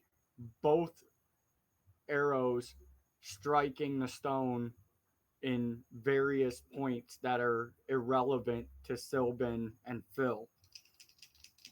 The other two fire directly across the chasm towards where Keelgaunt and Curzon ran up the stone slab. And 50% chance for Curzon or for Keelgaunt, and that's good. And 100% chance for you. One arrow actually drives into the bottom of this jade slab as it was trying to, the archer was trying to take a shot at Curzon as he ran up the slab. And the other one actually comes flying in and strikes off of the immovable rod mounted shield and drives down into the chasm, disappearing. All right, let's make the strength checks for these guys. You said DC 18. Yep. It'd been funny if the arrow hit the shield and hit Mikey in the butt. All 5 of them make it and begin ripping these vines out of the ground. And Keelgaunt, you actually feel it in your concentration as these vines are just pulled out by the root. And they start lunging forward. The one is going to make his attempt to grapple the slab, and you all hear the chink as the grappling hook sinks into the end of the jade slab. And he starts pulling on it. Meanwhile, the others come rushing forward and begin grabbing onto this rope and trying to pull the slab down on their side. The warlord, meanwhile, raises this black steel great axe high above his head and bellows out in Orcish, and a bright flash of energy lances out from the exposed blade of it, shearing across the chasm towards the end of the shield. And you can see that the jade begins to glow with this green light, and it actually starts rocking and trying to come up, but the immovable rod is stopping it from coming fully off of the ground. And I need Curzon and Keelgaunt to both make dexterity saves. Keelgaunt needs to entangle that side of the rock just in case it decides to break just before the shield. 10.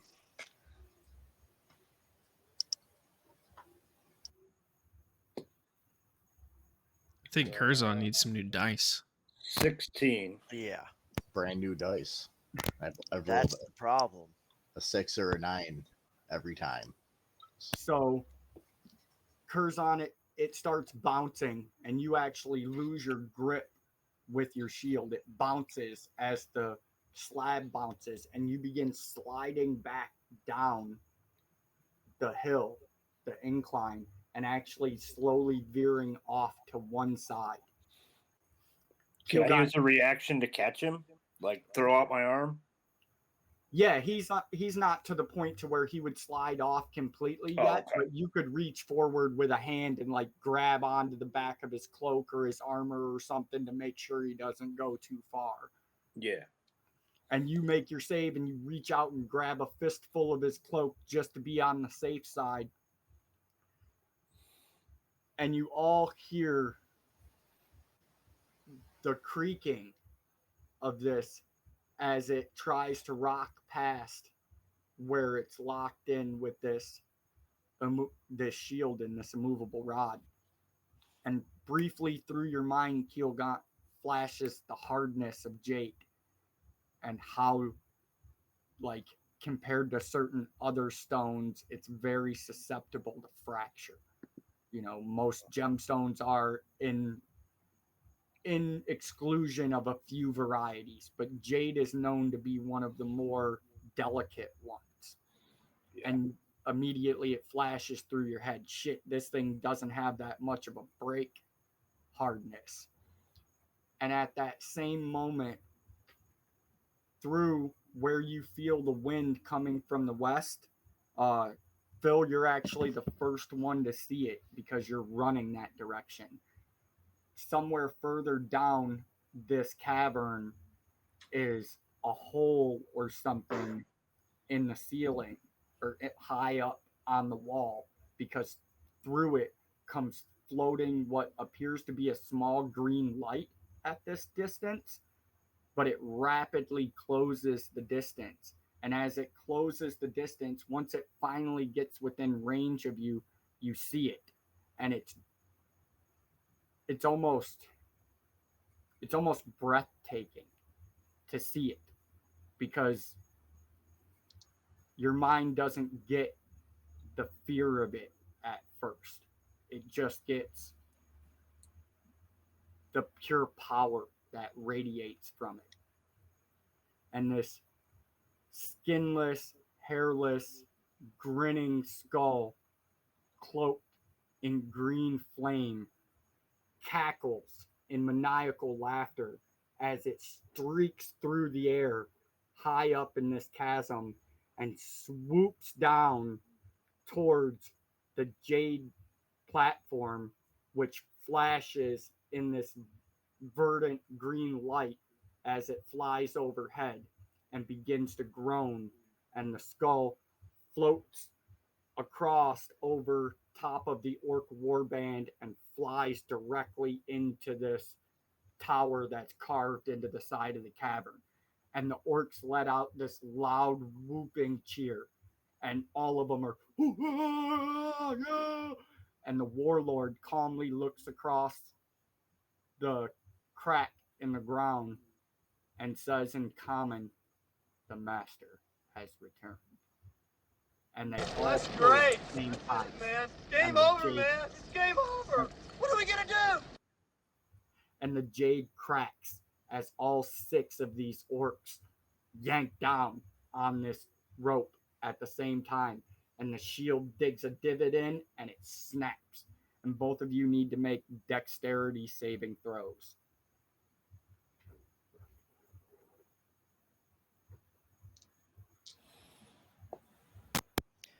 Would you like to Don't continue? forget you have bardic inspiration, Keel. Oh, that's true. Hey, I'm going to use my inspiration and re-roll that. it's a good idea. 30-20. Yeah, I got a dirty 22. So the 2 of you actually make it. Keelgaunt, due to your low center of gravity, you can actually just kind of squat down a little lower on the stone and spread your stance out. Whereas Curzon, you actually have to dig your haft of your hammer and your shield into the stone in front of you to grip tight, because not only does this thing launch downward and pull you to almost to where you're going to fly off of your end of it, but it slowly begins to rotate left to right. And you guys, if you're not off of this platform at the end of the next round, you're probably not going to get off of it. So that brings us to the top of the round. Phil, what would you like to do? Phil would like to stop in his hiddenness, take in the situation of this giant green skull that just caused them uppity orcs to break that jade. um, and I'm going to, with my sharpshooter feat, I'm going to start attacking. Only I'm going to target the war chief. Okay. Um, I got a plan, so we're gonna hope that it works out. I don't. Okay, so that's -5. I'm going to also use a maneuver for precision attack. When you make a weapon roll against a creature, you can use a superiority die to add to the roll. That's a D10.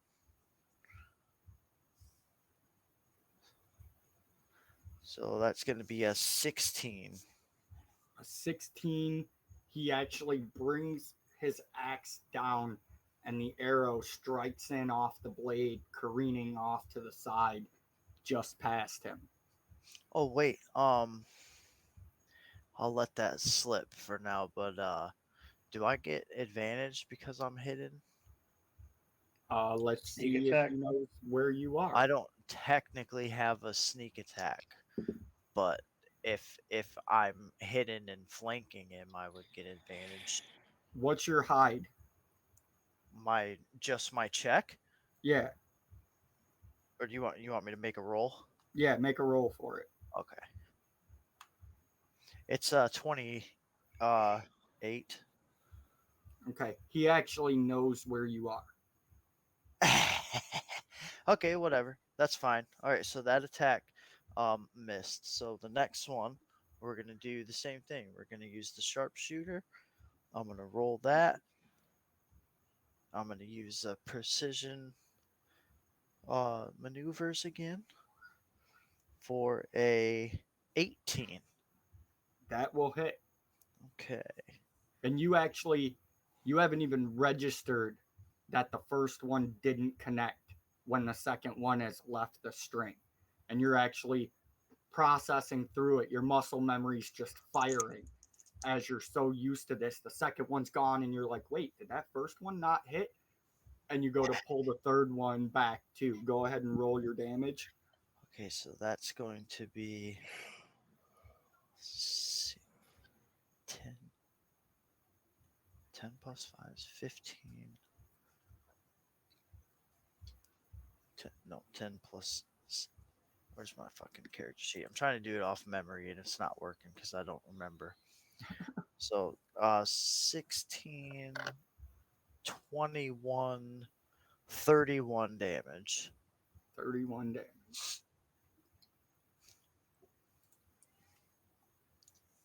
And I'm going to make another attack. Sharpshooters as well. Okay. That one is not going to go well. That ends up being a -2.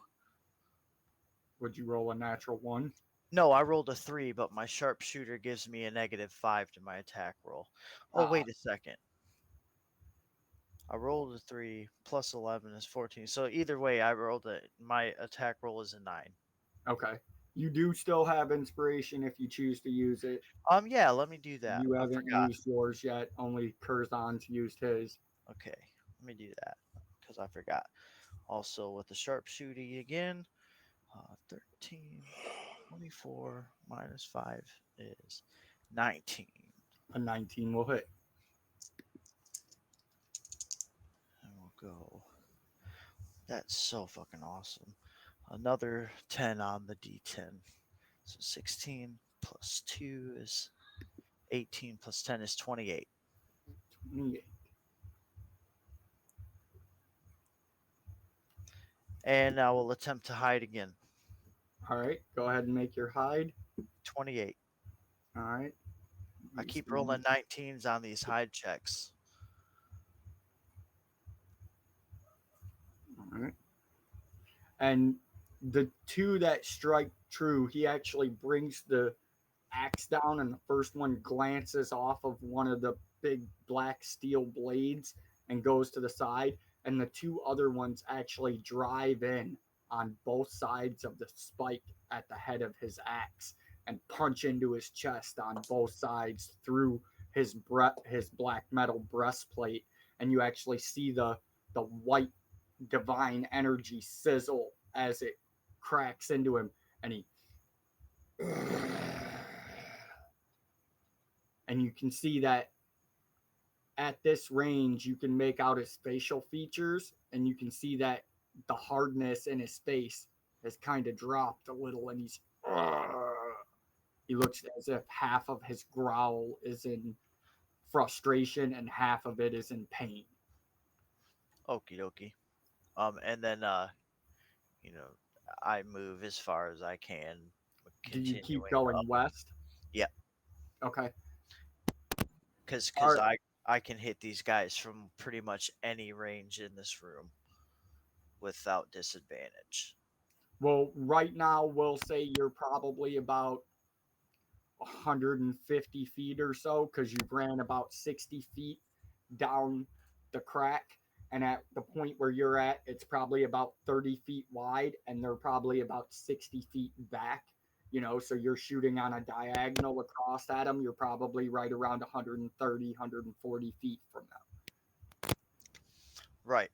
I'm just saying that because of my sharpshooter feat attacking at long range, which is about 400 feet, I believe, with my compound bow, I don't make disadvantage. Oh, no, I'm just saying for your knowledge because you could run a quarter mile down this cavern if you wanted to. I'll run out this cavern. You might. All right, Philbin, you're up.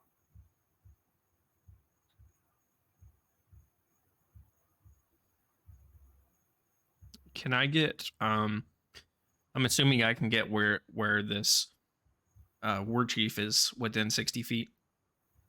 Yeah, actually, you could get, probably about 60 feet if you go to the narrowest point of the crack between you two. All right. I'm going to get to where he's about 60 feet away. And Sylvan's going to start whispering.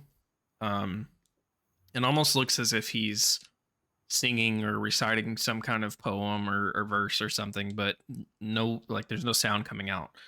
You can't hear anything.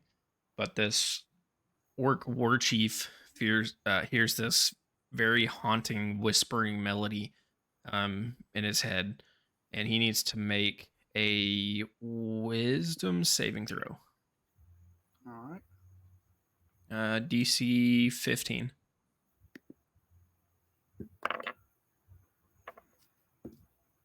He makes it.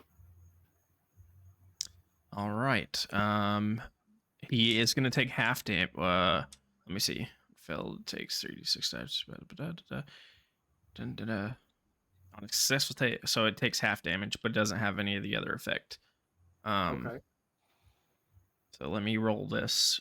These 66 real quick. Okay.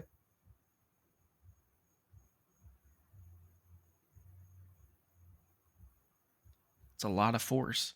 6, 10, 14, 18, 22, so 25 total. So if rounding up or down, 12 or 13. And it is psychic damage. And you see him roar out, and his eyes kind of bulge in his head for a second as you see the manifestations of it wrap around his head for a second, and then he screams, and they all veer off and dissipate. As soon as they dissipate, this black red metallic raven comes swooping in to start pecking at his eyeballs. Like as he removes his hands from his eyes, kind of like almost pulling this magic away from him. The raven's right there. Beautiful. Give it a go. I'm going to use my inspiration on that because that's not very good. All right.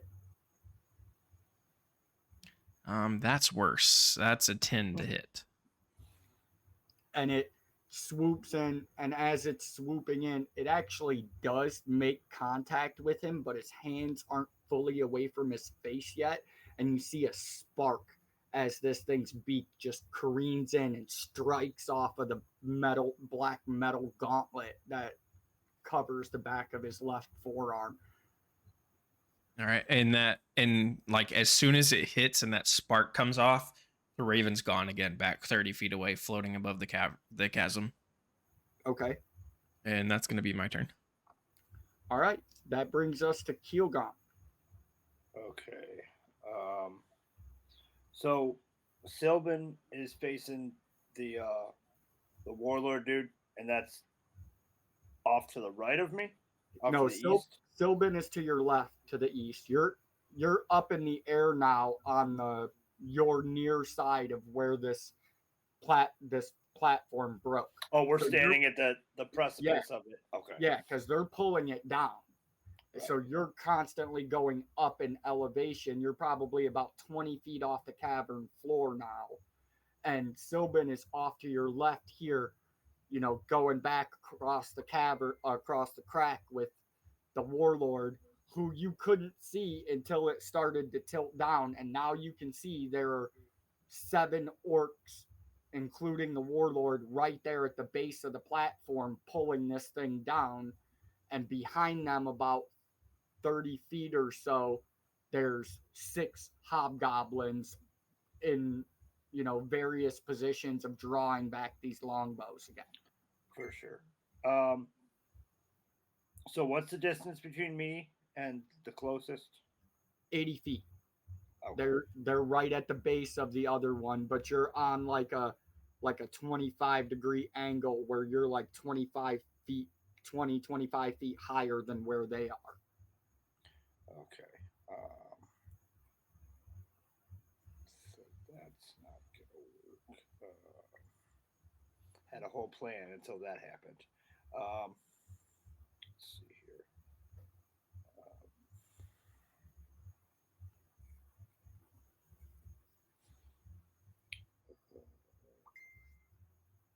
So we're oriented this way. So Yeah, and basically, you're we're up on the high point of it. okay. Okay. And you know instinctually from knowing and casting your magic that you felt these guys break the bonds of this Yeah. entangle. So you can drop your concentration on it if you choose to. You can attempt Yeah. to do it again, whatever you want. Oh, yeah. Well, I mean, they're already pulling on it. It's gonna slam back the other way if we don't pull on it. Well, like I said too, this thing is starting to pitch left to right as well as being opposite, elevation. Okay. So if you're not off of this thing by the end of this round, you're going to need to be making some checks. Okay. So You know that from simple geometry and being a dwarf. for sure. You don't want to be balancing on this thing for long. All right. So I'm gonna go ahead and do my thing, and I'm gonna wild shape. Um, Keelgaunt, he raises the sickle in the sky, and he just the whole white light thing, and he changes into a giant scorpion. The insignia of claws around it that is still hanging around the scorpion's neck uh, starts to glow, and I'm gonna run forward and attack. Okay. What's your speed at that range or at that shape? 45 feet. So you'd need a dash action to get all the way across. You'd have to do a double move. Yeah. Yeah, I would, wouldn't I?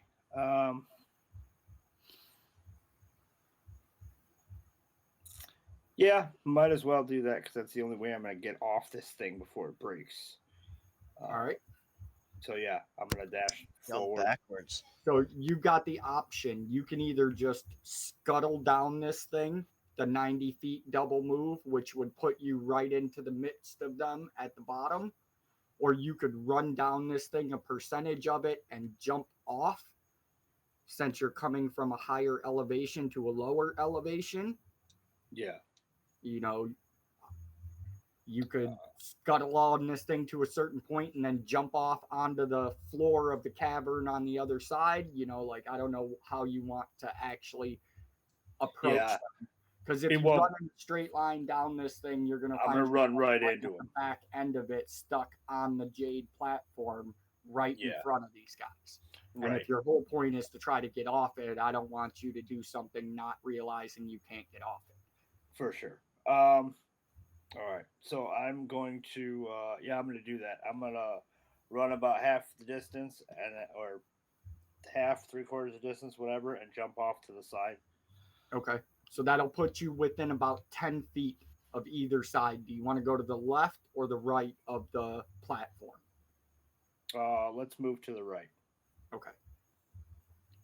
All right. Stop Anything else Um, on your turn? Did you jump over to the side where the orcs are? Yes, Yes. you did. All right, guys. Let's have a quick moment of silence for Kilgaunt. You'll see. All right. Anything else on your turn, Kilgaunt? No, I don't believe so. Curzon. You feel the dwarf's grip release your cloak as he metamorphs again and then just blasts past you in this weird alien form that you don't really recognize off rip and then jumps onto the other side of the crack. You're still tentatively holding on to this thing. You can actually stand up and you'll be about 30 feet off of the ground, and your shield is actually anchored with the piece of jade into the chasm floor about 10 feet in distance behind you and about 30 feet down.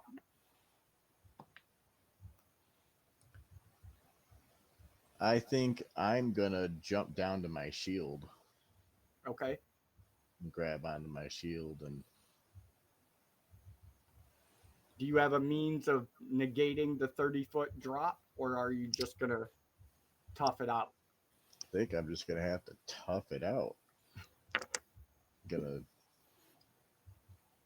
You're going to take 5 points Little fall off. damage. Never mind. 5 points.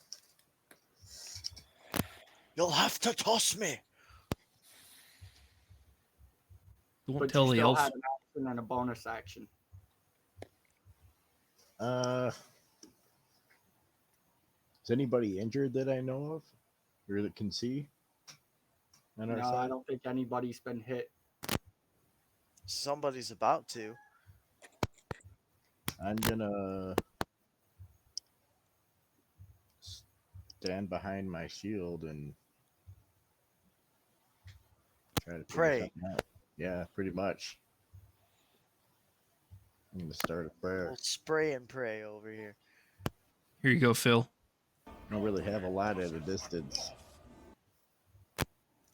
Thank you. at least not that distance. Yeah, they're mean, about that's a good 80, distance. 85 feet away from you right now. Okay, so I'm gonna hunker down behind this shield. I'm gonna put my other shield and my mace away, and then I am going to pull out a little tiny crossbow. Well, tiny to me, A but it's a hand crossbow. little hand crossbow, or a light crossbow. It looks like a hand crossbow in my hands, but it's a light crossbow. And I'm gonna load it up and get ready to shoot on my next turn. All right. And that's going to bring us to them. And the warlord leaps forward 5 feet onto the jade platform and begins running across the platform towards the other side of the chasm, followed by 2 other orcs, the only which would probably notice and of any significance would be that one of them is one of the ones that was carrying a bone idol. And they begin sprinting across the platform. And as they go sprinting across it, the 4 other orcs that were holding the rope begin letting it slide through their grip as it slowly lowers itself down towards that side of the ground again. The 6 remaining goblins see the threat has now crossed the chasm, and they all fire their remaining shots at this giant insectoid thing. What's your AC in that form? 17. 17.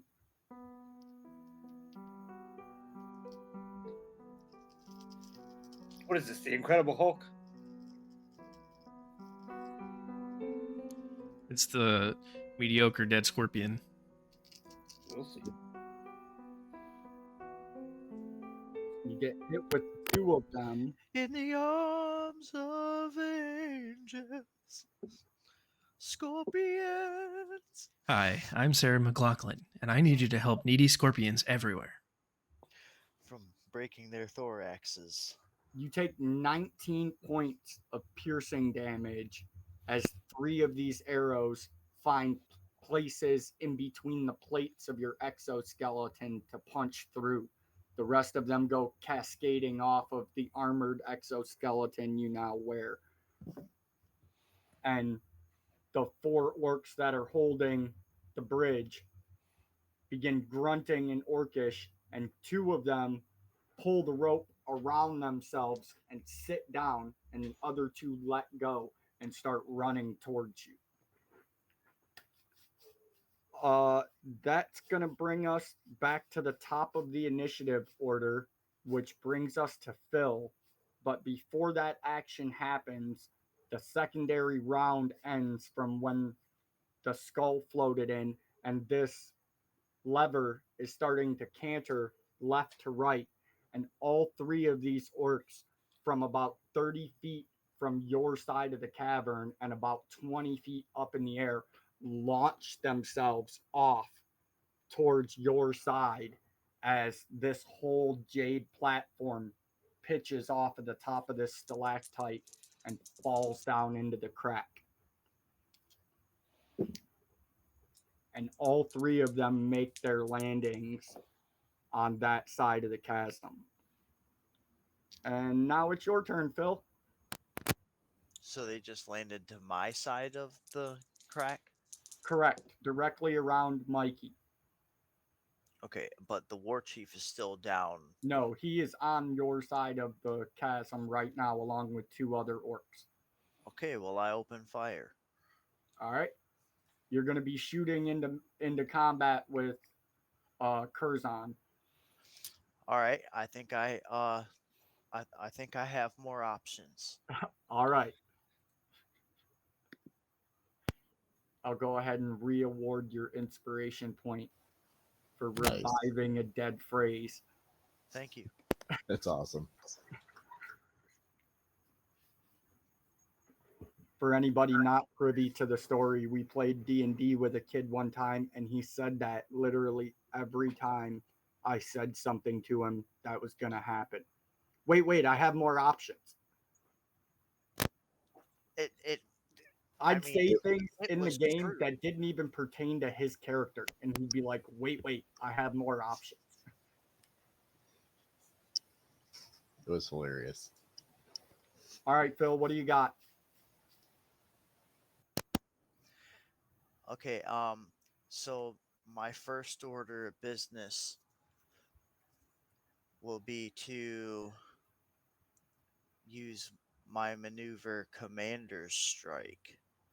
When you take the attack action on your turn, you can forego one of your attacks and use a bonus action to direct one of your companions to strike. When you do so, choose a friendly creature who can see or hear you and expend 1 superiority die. That creature can immediately use its reaction to make 1 weapon attack, adding the superiority die to the attack's damage roll. Beautiful. I assume you're going to tell Curzon, strike now! Hit that motherfucker! So Curzon, you only have your light crossbow in your hand. So as soon as Phil finishes his turn, you're going to go ahead and make a swift action attack at this warlord, because I'm sure that's who he's directing you to hit. Yes, and add an 8 to your attack roll. Okay. Anything else you'd like to do, Phil? You're making an attack, right? Because that's a commanding attack. Yes, that uses one of my 3 attacks. So I do that now then? No, wait until Phil's turn is done. Oh, okay. I'm going to use my sharpshooter feat and make another attack roll. Okay. 20. A 20 hits the AC of the orc closest to you. Okay, we'll say that uh, in the chaos, he kind of maneuvered in front of the war chief and caught an arrow. All right, go ahead and roll your damage.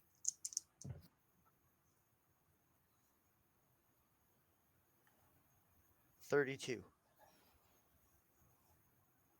And this arrow actually streaks in and comes underneath the boiled leather strap of his helmet and pierces through one side of his throat, and you see a spray of black blood and a dissipation of this silver energy as it explodes out the other side, and he actually tumbles backwards into the chasm. And I will make one more attack at the war chief. Okay, the war chief is still on the other side of Curzon, so you're gonna have to shoot past Curzon. There's one more orc that jumped down with them who's standing directly in front of Curzon, and then the war chief is standing to his right, so you'd have to shoot Okay, then through them. I will shoot the other orc Okay. with my sharpshooter feat here. Ooh, I'm gonna use that fresh inspiration point. All right. That's a lot better for a 22. A 22 hits.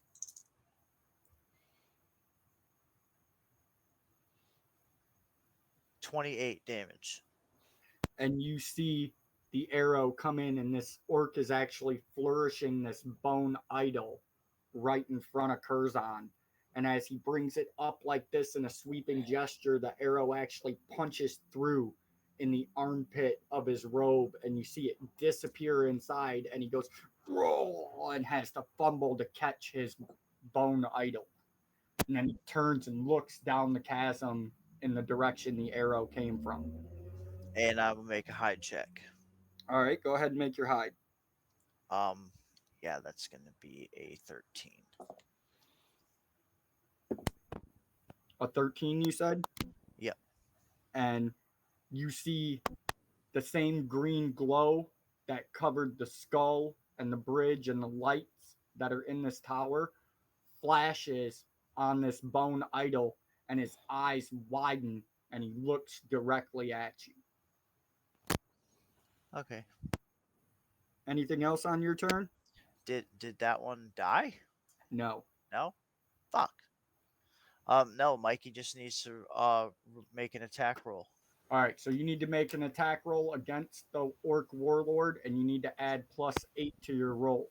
Now he's right. within 5 feet of you, and you have this light crossbow in your hands, so you're going to be rolling at disadvantage unless you have the sharpshooter feat because you're within melee range using a ranged weapon.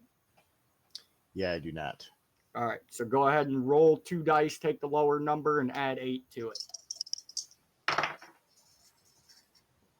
2 nat 20s. I wish. I got a 16 and a 9. 9 and 8 is 17. A 17 does not hit him.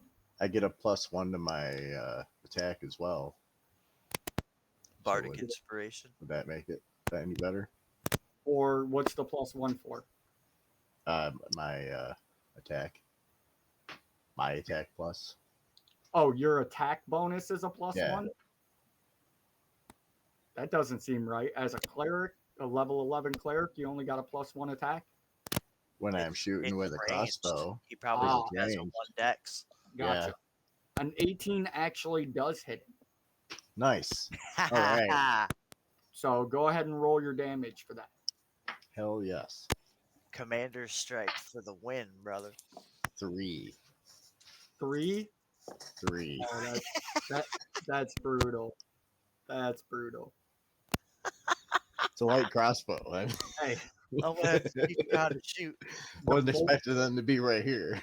the bolt punches through as he's landing on the ground, and you see it punch through the meat of his left thigh, and he grunts again and then stands back up to his full height. Hey, what's orcish for you shot my pinky toe? So at the end of that, can I throw my crossbow down and pull my stuff back up? No, you don't get a bonus action on a bonus action. Yeah, I was gonna say you're using a reaction as his commanding strike. So, all right. That was Curzon's turn, so that actually brings us to them. That was Phil's turn. Oh, sorry, that was Phil's turn. Sylvan, you're up. I used to be an orc warlord, but then I took a crossbow bolt to the knee. To the knee. Oh, Now I'm retired and it hurts every time it rains. I could tell it's gonna rain better than the weatherman. Well, I guess I'll ask him when he comes back. I'm right here. Go ahead. How's this guy looking? He looks rough, but he's still standing tall. All right. Can he make an intelligence saving throw for me, DC 15? Absolutely, he can. Which is probably not going to be very good for him. He's going to get no bonus to it. What's the DC? 15. Oh, 45. he makes it with a natural 18. Son of a gun. All right, he'll still take half damage. Yeah. He won't be incapacitated, lucky you, but he will take half of 76 damage. So let me roll that.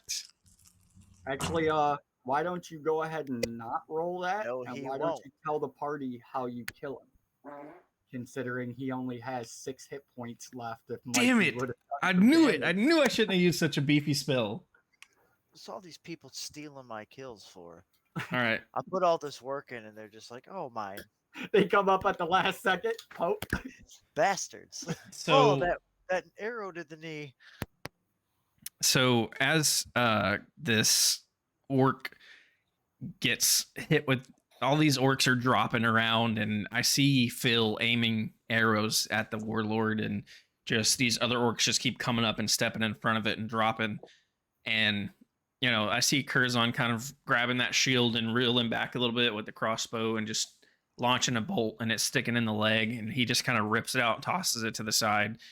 And Sylvan just whispers no, and this flash of light from underneath his hood flies out, and this blood red glowing lance hits the guy in the chest, and he flies backwards almost to the end of the chasm and just slides to a stop at the edge, lifeless.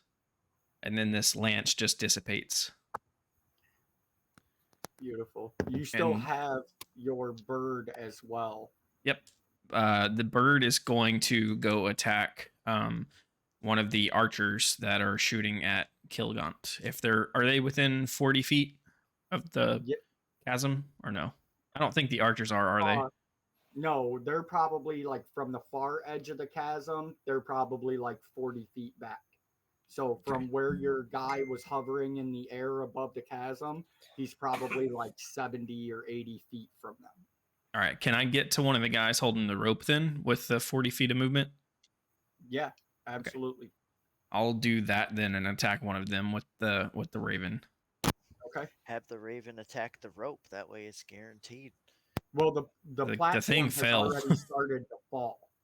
So really, it's just the two guys not realizing it's pitched all the way off yet and having let go of the rope, and then they'll be right there at the base. Okay, that's in that one. So the raven actually swoops down out of the air and comes striking in at this orc. And this orc is actually in the midst of letting go of this rope, seeing the platform fall. And he sees the raven and shoves to the side to try to get out of the way of it, throwing his hands out. And as he does so, the rope actually loops around the raven. As he throws it up in the air, it becomes tangled around the raven and stops its forward progress, and the beak comes up short of striking the orc. And as the jade tumbles down the crevice, so follows the raven. Well, I mean, the Raven's a Fae that I summon. That's not a big deal. Nevermore. Well, I didn't know if you wanted him to face step as a bonus action or anything, so Well, yeah, I was I'm gonna just letting ask. you know he's entangled in the rope now. I was gonna ask if that was possible, considering I rolled the nat 1, or if you wanted to just let that ride until next turn. And No, you can make the bonus action face step if you choose to. I mean, that's a completely separate action from you making the attack action. yeah, I want to do that then and try to head towards the archers. So you it beats its wings, and that flash of red creases across the metallic sheen of its wings, and it disappears from view and reappears 30 feet behind where these orcs are, about 10 feet in front of this group of 6 archers. Anything else?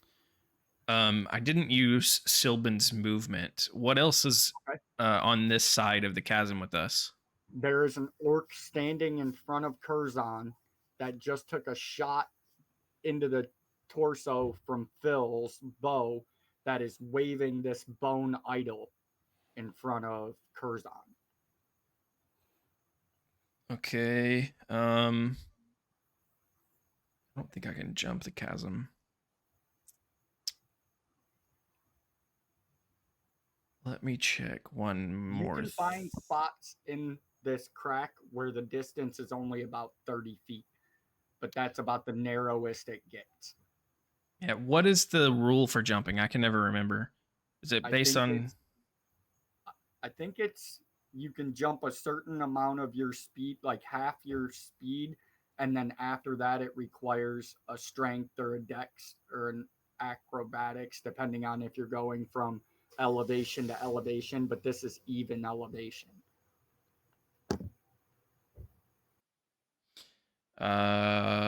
So yeah, so it's based on strength, according to what I just read, and I'm gonna be able to jump like 8 feet, so that's gonna be a no-go. Probably not a smart idea. I can, however, use. Trying to get to the orc that's in front of Curzon? Oh no, I'm believing that's a you and Curzon. Surely between the two of you can handle the wounded orc. I'm trying to go across and save Killguns. Okay, well, I'm don't the get bardic the hero. arrow of light on the way, motherfucker. I'm gonna use my face step to get across. Okay. Yeah, you run over to the nearest point to you where the crack is the narrowest, and you basically just run to the edge, and as your foot leaves your edge of it, you enact the magic, and you actually touch down just within a foot or so of the other side of the crack. You're probably, at this distance, you're probably 25 feet or so away from the 2 orcs that were holding the rope, and you're probably 40 feet away, or probably 60 because of the angle from the archers. Okay. I'll move like my 30 feet towards the archers then. What season did you say it was outside? Like the last time we were out? The last time when you guys entered the Emporium the first time, it was the beginning of spring. They always open the Emporium up at the freshness of the new cycle. When you went outside into that forest swamp on the last encounter, it seemed to be late summer. Okay. So nothing will actually affect anybody with my face step. But when he does step across, anybody that's like maybe within 30 feet kind of feel that warmth of the summer sun spread across really quick and smell like that hint of a summer rain as he disappears and reappears on the other side and runs his 30 feet. And then that's my turn. Okay. Anything else for your turn? Nope, that's it. Keelgon, that brings us to you. Okay, so immediately I'm going to use my bonus action expend a level 3 spell slot, and heal 3d8 Okay. HP. So Don't you get something from that for your background or something like maximized heal spells or some shit? it's well, technically, I would get enough. I mean, that's casting a spell. This is the combat wild shape feat. I Gotcha. get temporary HP as soon as I wild shape, and then I expend spell slots, and I can get a D8 per spell slot level. Okay. So we're looking at. Okay, so I'm back to full health. What's your resting HP in this form? 63. Okay. Yeah. Okay, so what's my distance? So from about 10 or 15 feet in front of you are two orcs that were holding onto the rope that were securing the platform that have let go of it and turned to face your direction. And then about 50 feet off to the side, in a group standing there, is 6 hobgoblins with longbows. About 30 feet between the two of you, and off to your left, you see this glowing metallic sheened red falcon flapping its wings as it flies towards the hobgoblins. And if you look directly past that, about another 30 feet or so, you see Sylvan stepping out of a bright flash of what feels like warm sunshine and touching down on the ground and running towards these hobgoblins. Okay. Let's see here. Okay, so I'm immediately gonna attack. I'm gonna run. You said 10 feet in front of me, 10, 15 feet in front of me. Yeah, you see the two orcs that were holding the platform. Okay, I'm gonna run. I'm gonna run up like, I mean, it's a 5-foot range on my attacks, so I'm gonna Yeah, run up so within reach, right. and I'm gonna immediately lash out. I get 3 attacks, one for each claw and one for the tail. Copy that. So I'm gonna launch out with the first claw. Because of my insignia of claws, I get +1 attack and damage to natural strikes. Okay. Let's see. Okay. Let's see here. So the first claw is a nat 20. Oh, nice. And the damage is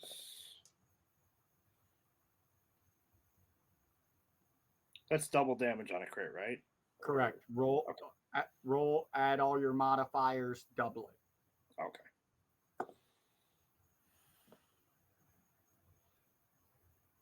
So 22. And the claw strikes out and actually scissors and cuts this orc basically in half through the torso. And the top half starts to slide off of the legs from one side to the other. Okay. So I'm going to shake that dude off, and then I'm going to snatch out with the other claw.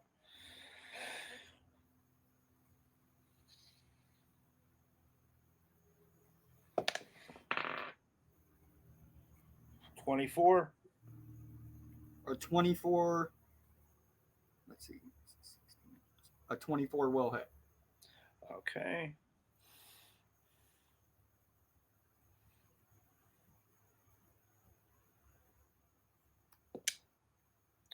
So 6 damage on that. That's around. Okay. And then the dude, and okay, so the dude that I didn't kill, that I hit, he's grappled. Okay. The DC 12 escape. Okay. And you recognize, being here now because you don't lose your intelligence as a druid when you wild shape, you still understand things completely. You recognize that this is the other one of those orcs that was carrying a bone idol. Okay. And your claw actually was coming in at that arm, and he lifted it out of the way, and you took a chunk out of his midsection. And he's not going to escape the grapple with a natural 3. Okay. So you have him around the waist right now. Okay, so I'm just gonna bring my tail up and smack him with it. The third attack is the sting. Okay. Let's see here. Watch out, I'm gonna sting you with my stinger. 22. A 22 does hit. Okay.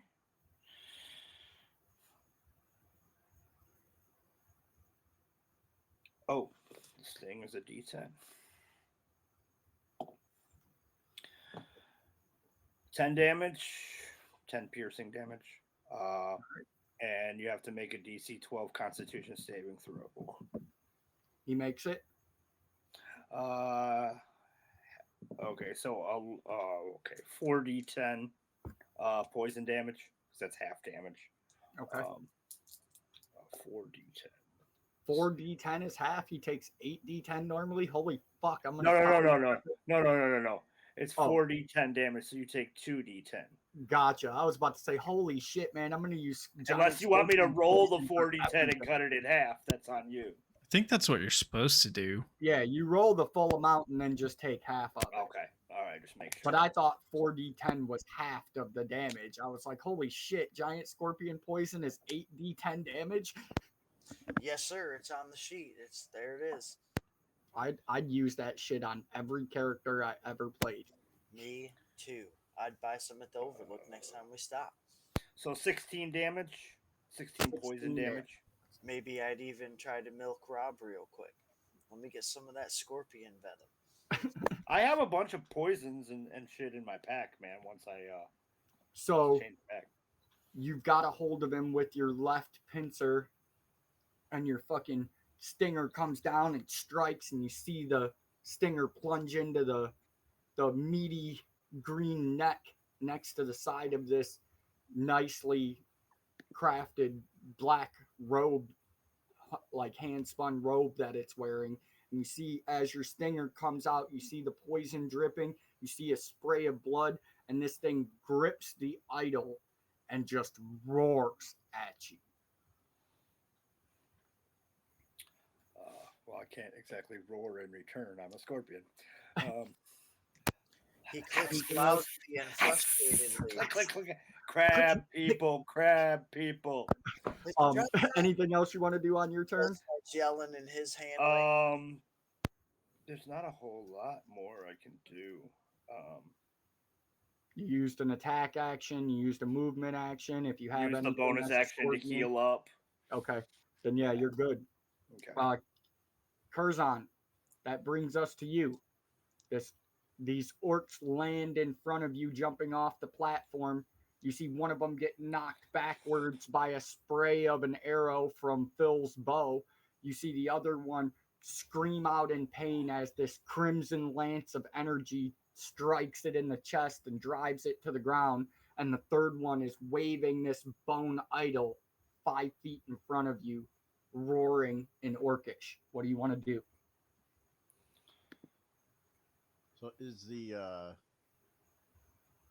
one of the orcs that's down? Is that what the warlord? Yes. All right. Yeah. Uh, Philbin finished him off. I'm just gonna drop my crossbow that I'm still holding.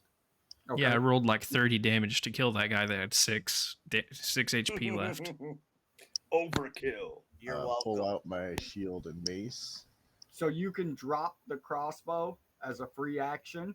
You can use an action to pull your gear. Okay. Because I assume you're pulling it out of your bag of holding again? Yes. Okay. If you were like pulling it off of your belt or something, or picking it up off the ground, I'd say you could use a bonus action. But considering you're going into your bag to get it, you need the full action. Yeah, I had said I put it away, so I'll be. Also, just in case I haven't expressed to anybody, if you have a bandolier, you can use a bonus action to quaff a healing potion. If you're going into a bag of holding or a backpack or anything like that, it takes a full action to drink it. I have to keep that in mind. Let's see. I have healing potion coke rings on my hand. Pop the top and I just snort one up real quick. Yeah, right. Oh, 2d4. Oh, 2d4. I see that little smile, Nathan. He wishes he had one. I guess I'm just gonna hold tight and get ready to fight back because that dude's gonna hit me with Why something. don't you take a 5-foot step backwards, dummy? Because then I'd be off of the out into the chasm, Yeah, but you'd be out of my And- way. but my shield's right behind No. me anyway. The shield and the piece of jade that it's anchored to are just on the edge of the chasm, and you're behind the shield. So if you take Yeah. a 5-foot step back, you'd be stepping back towards the tunnel you came out of. Oh, okay. Well, then I'll step out of the way. But you will be giving up that half coverage bonus from being behind your shield. Right. So the option is up to you. You could move whatever the maximum of your distance is back. You'd provoke an attack of opportunity, but you could take a 5-foot step and not provoke it and give up the cover concealment, or you can stay close up and keep the 50% concealment. Just sacrifice Oh. yourself and tackle this guy off the into the chasm. In Yeah, the name no. of Steve. Nope, that's not gonna happen. I If think he did, you'd all see a soft silver light as a nimbus of energy brings Curzon back up onto the cavern shelf and sets him down, and you hear a chorus of baritone voices. Praise be to Steve. He just runs and jumps back off. I don't want to serve this god anymore. God damn it! he'll never let me Damn die. You No, guys I'm don't know, gonna- but Curzon's been cursed for 700 years.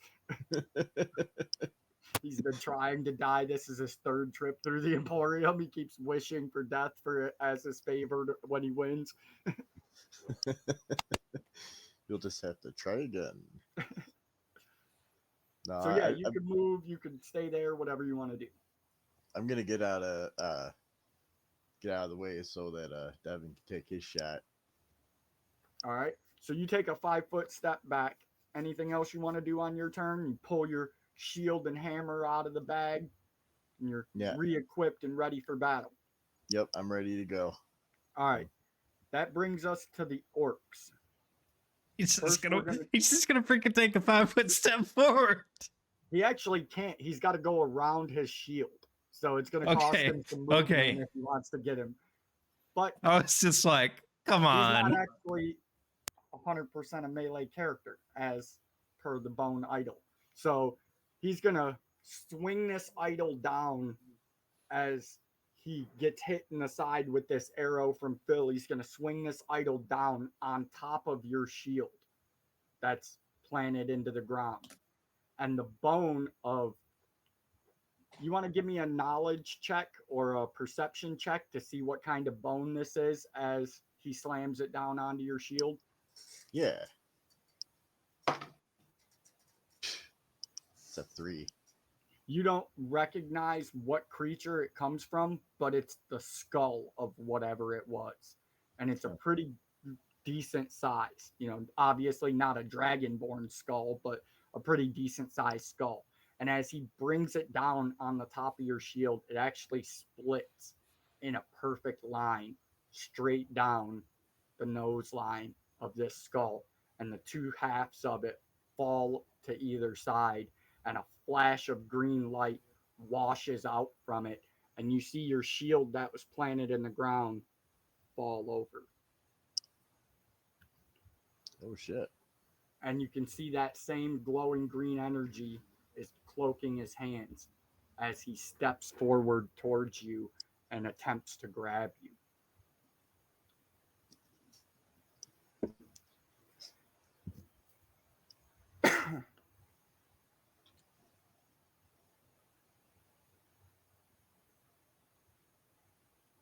And that is going to be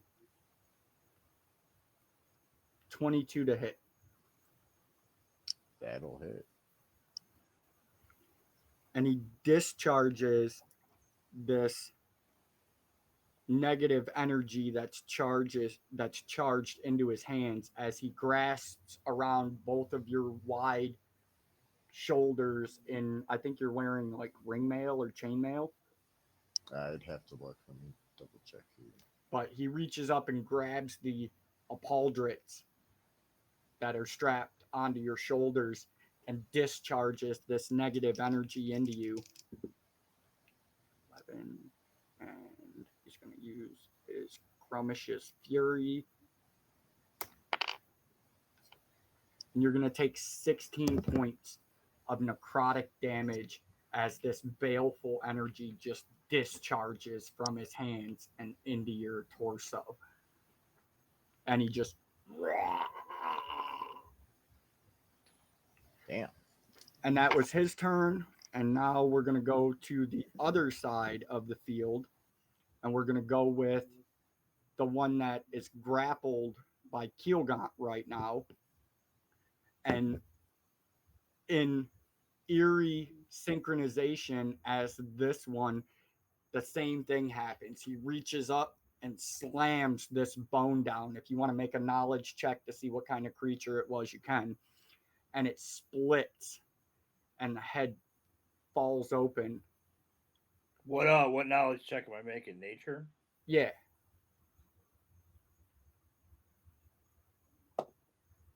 15? You recognize it right off the bat. It's a halfling skull. And then what's your spellcasting DC? My spellcasting DC is 18. All right. And this The grapple DC is 12. And this green energy splashes out from this skull. And you actually feel the energy in your body change as your claw begins to shrink backwards on itself, losing its grip on this orc as your body begins to metamorphosis itself back into its natural form. And the skull falls to the ground, and the orc charges forward towards you, hands glowing with green energy. Okay, so I'm back to my dwarven form? Correct. Okay. And I don't think that a 9 is going to hit you. No. So as he's charging forward, trying to grab onto you to release this pent-up energy, you're in the midst of metamorphosing into your natural form, and its hands come together right over top of where your head would have been if you were still a scorpion, but you're not. You're back a few feet from there, and this flash of green energy washes out from his hands, and he looks and sees you in your dwarf form and just growls, and you see this massive misshapen jaw full of broken tusks as he just leers at you hungrily. And now we're going to go to the other ones, and that is going to be the archers, which 3 of them immediately draw and loose at this raven that's coming towards them.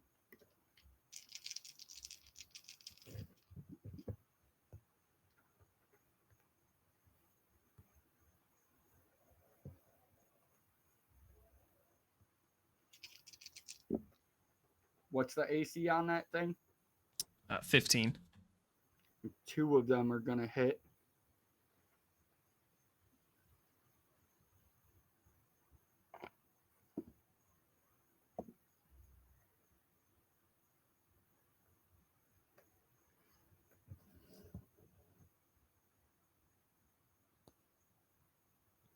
And they're both going to disperse their martial advantage on the hit. So that's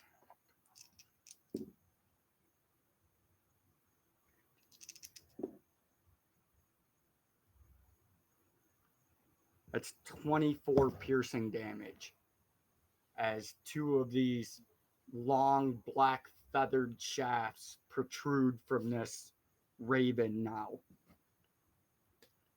The It other lets 3 out this high-pitched screech and like starts to flicker and fade a little bit and almost starts to fall, and then it solidifies back up and rights itself, and it's still there. Nice. The other three actually drop their bows and begin charging towards you, Sylvan. And Because of my displacer cloak, they do have disadvantage unless one of them hits. copy that. So they're gonna charge up to you. The two first ones are going to attempt to hit you with their longsword. What is your AC effectively right now? 14, and then the disadvantage. All right. Oh, disadvantage. So it's going to be neither. The first one doesn't hit. The second one doesn't hit. And the third one, you see, actually doesn't draw a long sword. He actually comes running up, and you see him pull a javelin off of a holster that was on his back that had the javelin mounted invertedly. And as he comes up, he pulls it and in one motion tries to drive it through your torso. That one's going to hit.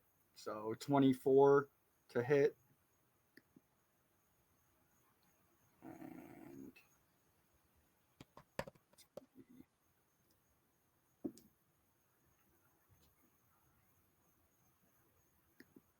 it's going to do its martial advantage as well.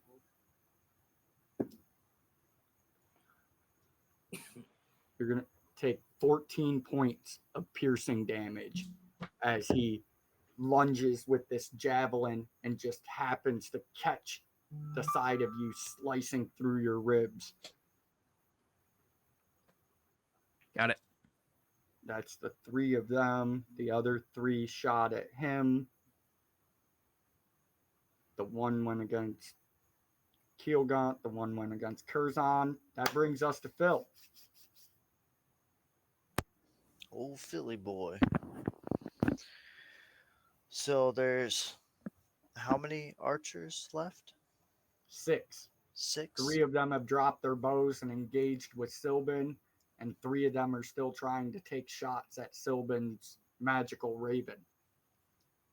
So Sylvan and Keelgaunt are now on the other side of the chasm from Curzon and I. Correct. And Keelgaunt is engaged with one of these orc spellcasters. Okay.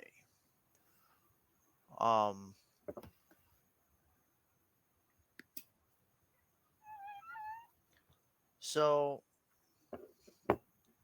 I guess I'm gonna go ahead and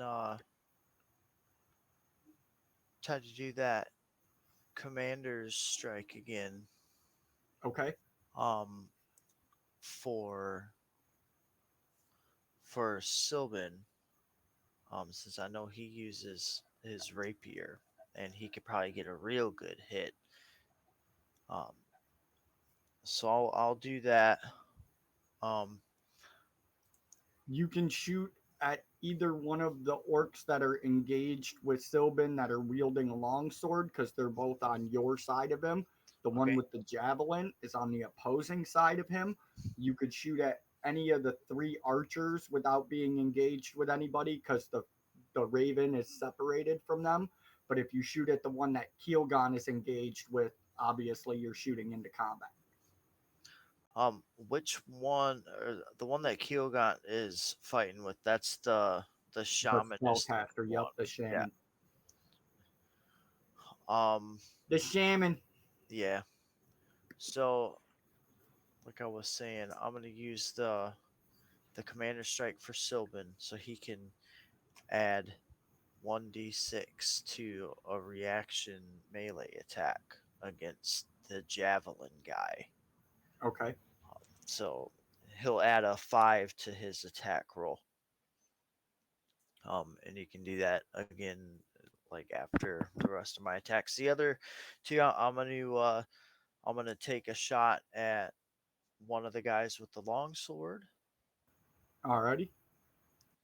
That's 16.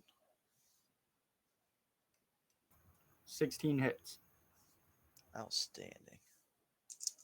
And that's not with the sharpshooter because I'm supposed to call that beforehand. So, Oh no, I'm sorry. You're shooting at one of the ones with the long swords. yeah. A 16 does not hit. Okay. So then I'll shoot at the same one again. Okay. This one's gonna be a 28. That definitely hits.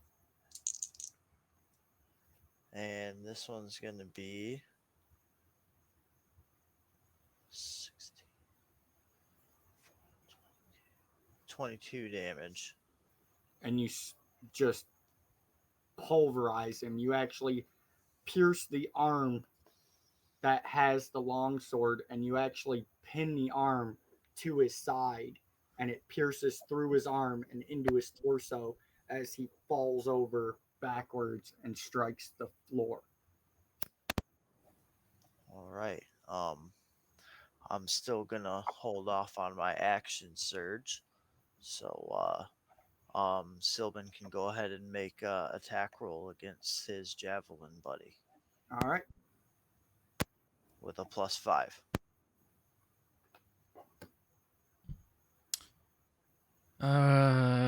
+5. That's gonna make it 21. That hits. All right. Has this guy been hit yet? Negative. All right. So that's gonna be 8 initial damage, He's a And- freshie. and Sylvan kind of jabs this rapier into him for 8 piercing. And it is actually, it should be 9 piercing because it's a +1, and it's not Gotcha. on this sheet. But as he drives this in, he looks this orc directly in the face, or hobgoblin or whatever, looks him directly in the eyes, and just starts whispering to him, and he's getting inside of his mind, and he's going to deal extra psychic damage to this guy. Okay. 12, 17, 19 psychic damage on top of that, Nice. using my Psychic Blades ability. And you see almost a glassy look wash over his eyes as you're staring him in his face for a second. You're familiar with this look. Usually it's what happens to people right before they die from something like this. But then the clarity comes back to his eyes, and he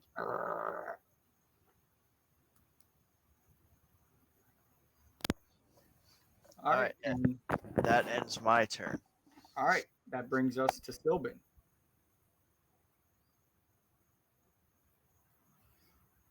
That's going to be a 13 to hit with the rapier. 13 does not hit. All right. So it kind of catches Sylvan off guard that he got that glassy look in his eye. Sylvan kind of started to smile, and then it faded. And that's Sylvan's kind of taken it back by that a little bit. And then I want to check one more thing here. See if I can do anything else with what I have real quick.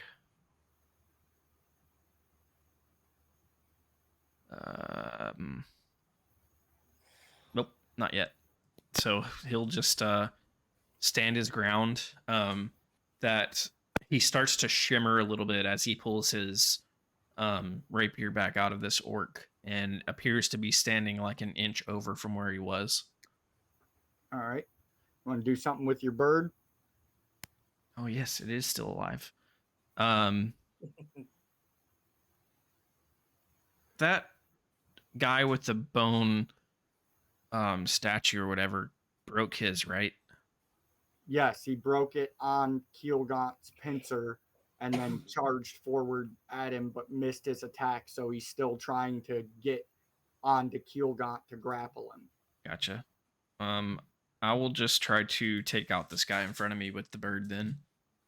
You want to go towards one of the 3 archers, or you want to go towards the guy Keelgaunt was fighting, or the guy in front of Sealban?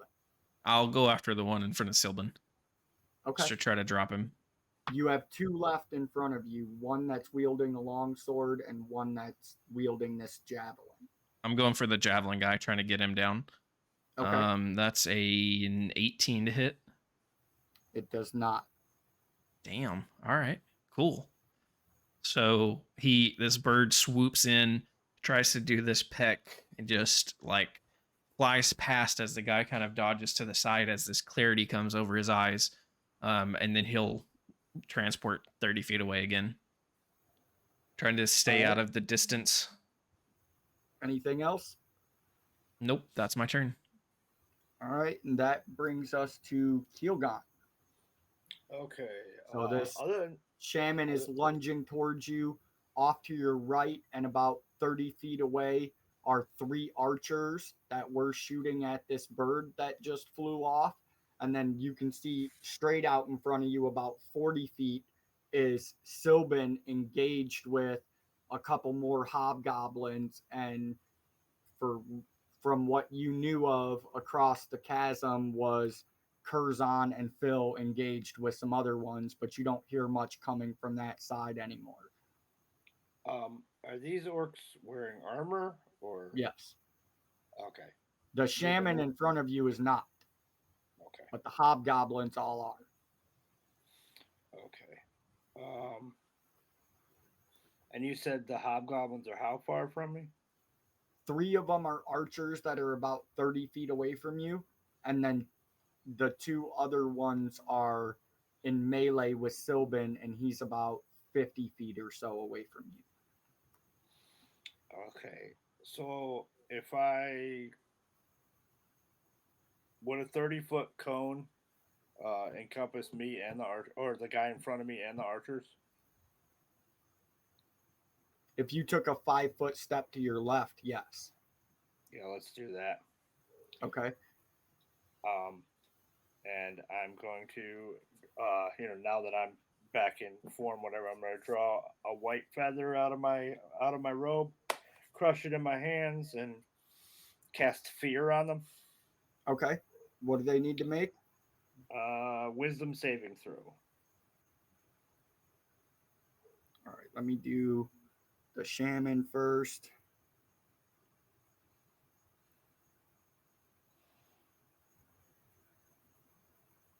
What's the DC? 18.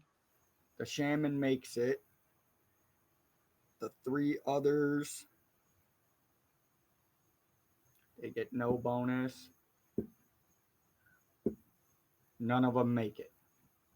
So they're all subjected to the fear. Okay. So you know what that does.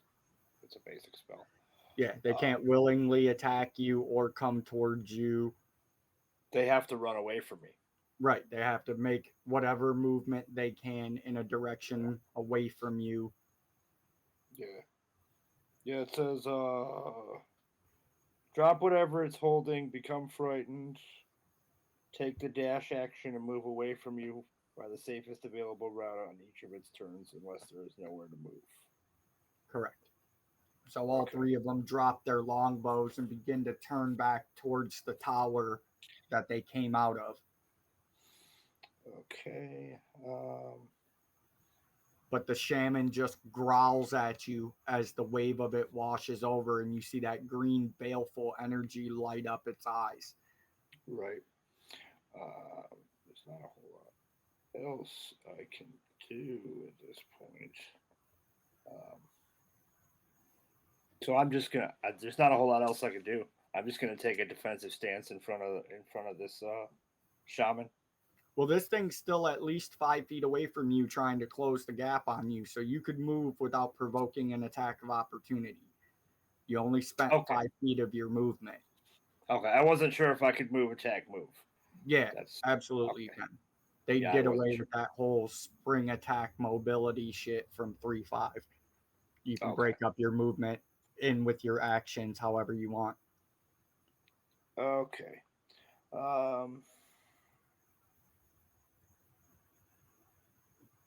Yeah, let's move away from this dude. Um, let's see here. You can move backwards, which would be west down the cliff, or you can move to your right, which would be in towards the tower and the back wall of the chasm. Let's do that. Okay, and then whatever move your back movement towards the speed tower. is, minus 5 feet. Okay. My movement speed is okay, so 30 feet. Okay, so you can move 30 feet towards that wall. You can see at this distance that that wall is probably still another 100, 120 feet away from you. Okay. And then the actual tower, the human stonework tower that's carved into the wall, is probably another 30 feet or so down the wall from where you would intersect the wall at. For sure. All right, that brings us to you, Curzon. All right. Is that shaman still in front of me? The one that hit me earlier? I couldn't hear you, but You're on mute. Yes. okay. I am going to hit him with my mace. Okay. Put him in a body bag. 18 plus 19, 20, 18 hits. 22, 23. Okay. 18 hits. Sweet. Awesome. So I'm going to hit him for. He is the last one besides the one engaged that was engaged with Keelgaunt that's not wearing armor. Everybody else is. Nice. 2, 3, 4, 5. I'll hit him for 5 damage.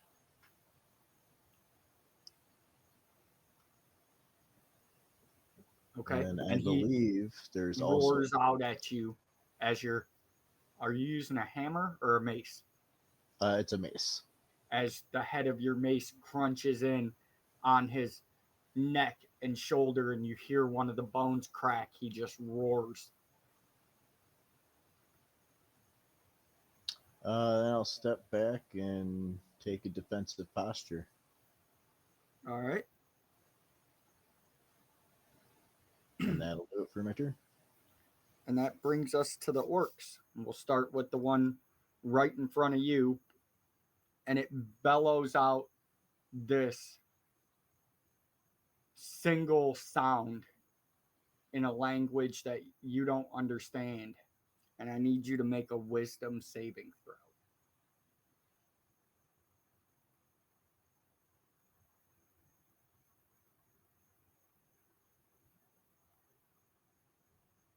Me? Curzon. Curzon.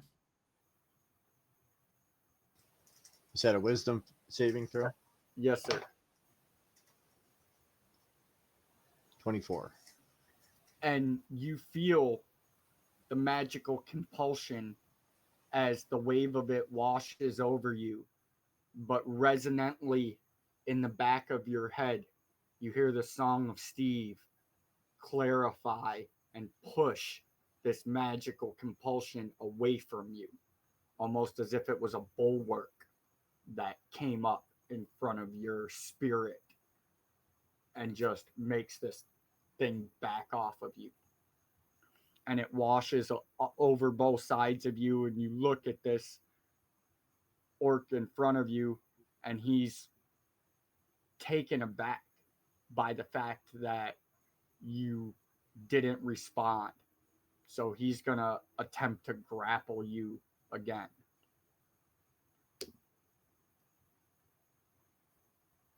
And that's going to be a 20 to hit.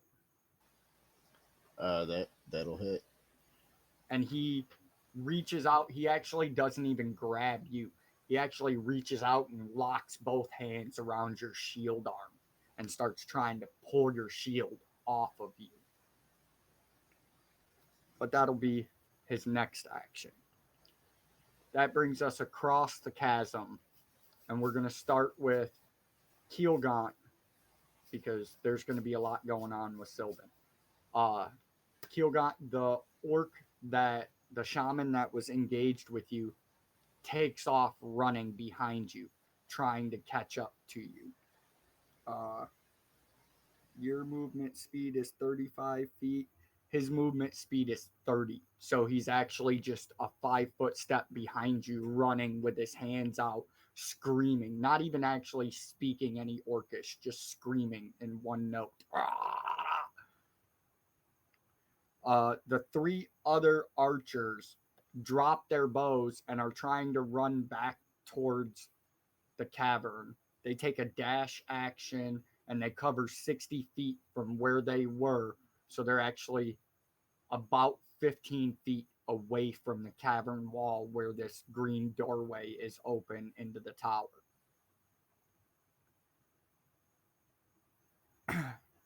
Sylvan, the one with the long sword, slashes out, actually not trying to hit you, trying to cleave at this bird as it flies by and attacks the warlord. And it just misses. Don't forget it face step 30 feet away. Oh, correct. So it actually swings at you, but it still misses because of your displacement ability. It hasn't hit you yet. The one with the javelin actually holds it up like this and bellows out a war cry and then turns it in his hand and tries to drive it overhand chop into you.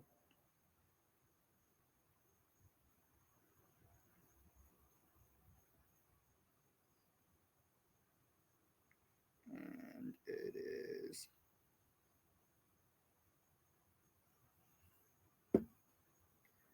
going to be a 28 to hit. That was a disadvantage, right?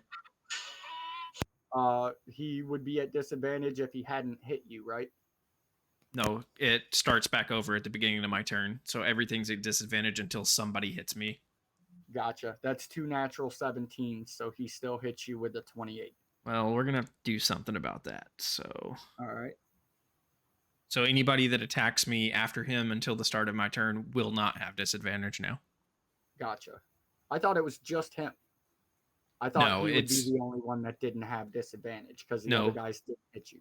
Basically, once I after get you jump hit until Gotcha. my next turn, it just displaces it. It's like the illusion is gone till my next turn. Gotcha.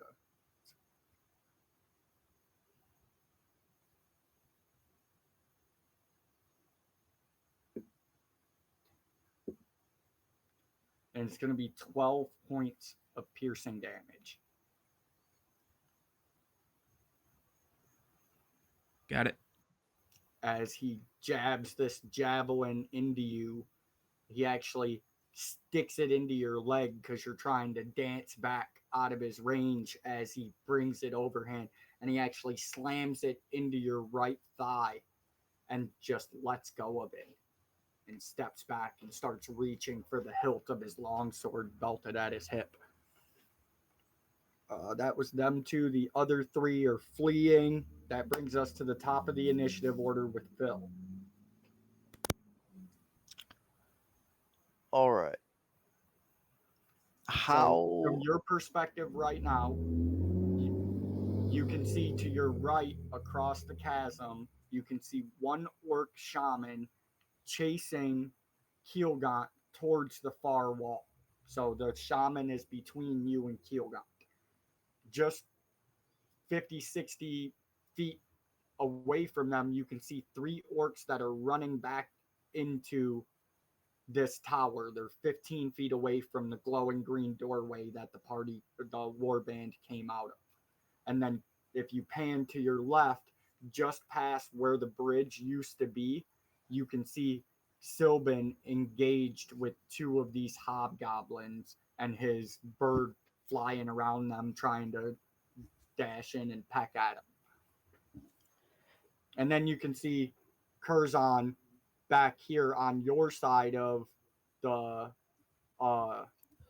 chasm, still engaged with this orc shaman as he's trying to pull Curzon's shield out of his hands.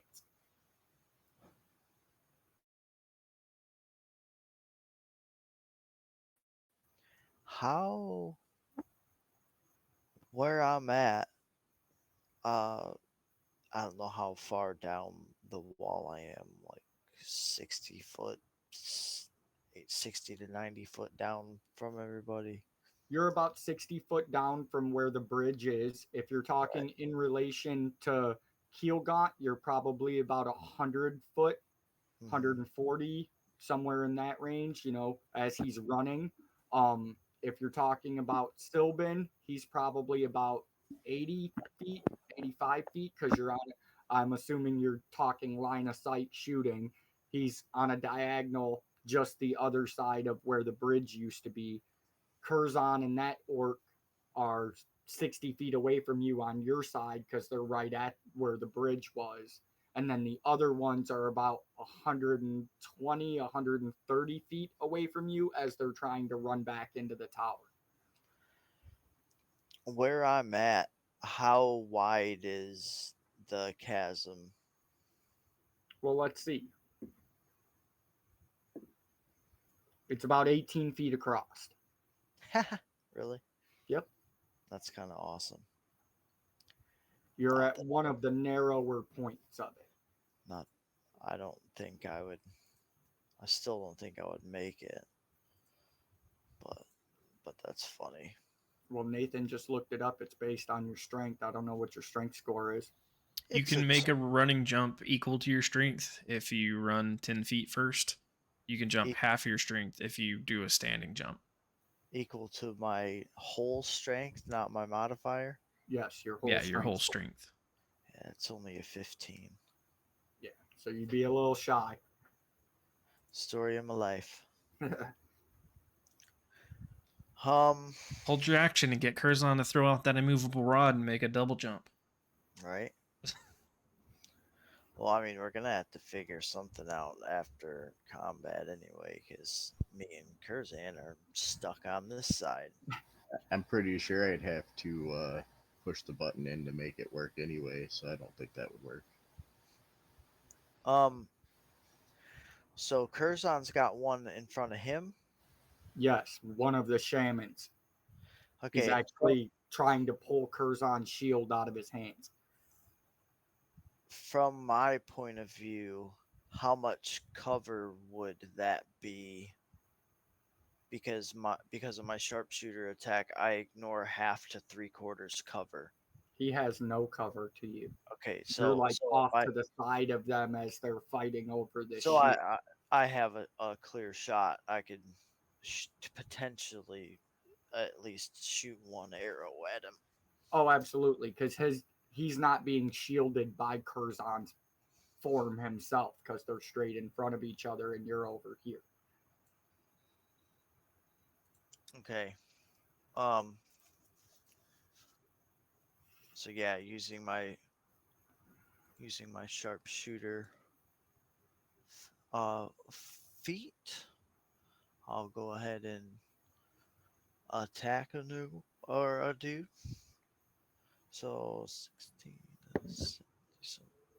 20, 22 damage, or 22 attack roll. That definitely hits. Okay, where's my cool on the bow damage? That's 15. If you did more than 8 damage, go ahead and give Curzon the display of how this guy dies in front of him. Okay, you guys, you swung at this shaman with your mace. I don't remember if you hit him or not, but if you did, it was just very lightly. I thought you did. So you gave him a love tap across the face. He got mad. He reached out to grapple you and grabbed your shield arm, trying to pry this shield from you. And all of a sudden, a bright white flash of light comes screaming in from your right side. And it actually goes. His arms are outstretched straight out in front of him, and that streaking light goes and cuts through the front half of his shoulders and his chest and takes out a nice little like half round slit through, and so you can still see like just half of his heart beating, and he slumps down to the ground as you kick him off of your shield. Actually, Curzon, give me a strength check as his body goes dead weight and tries to fall to the ground while grappling this shield.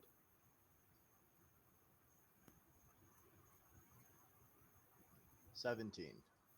Yeah, and you actually, just as his body weight starts falling, you actually pull your shield back up and his grip breaks on it and he falls dead to the floor.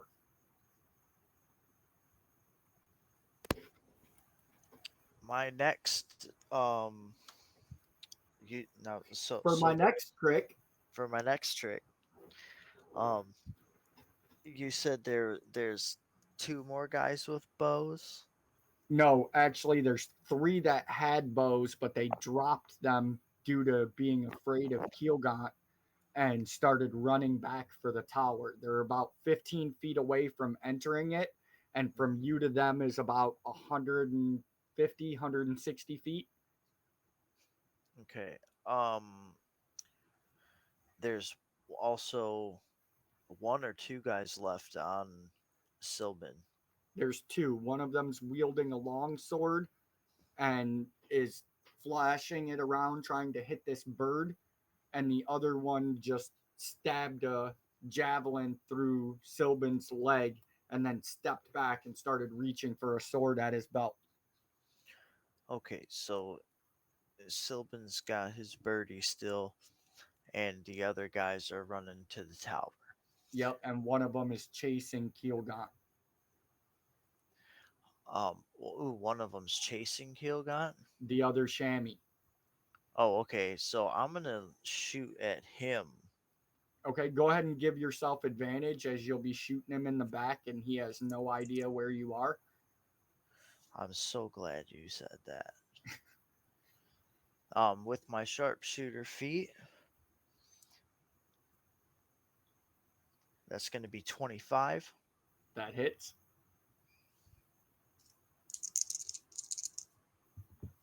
Oh boy, don't fall.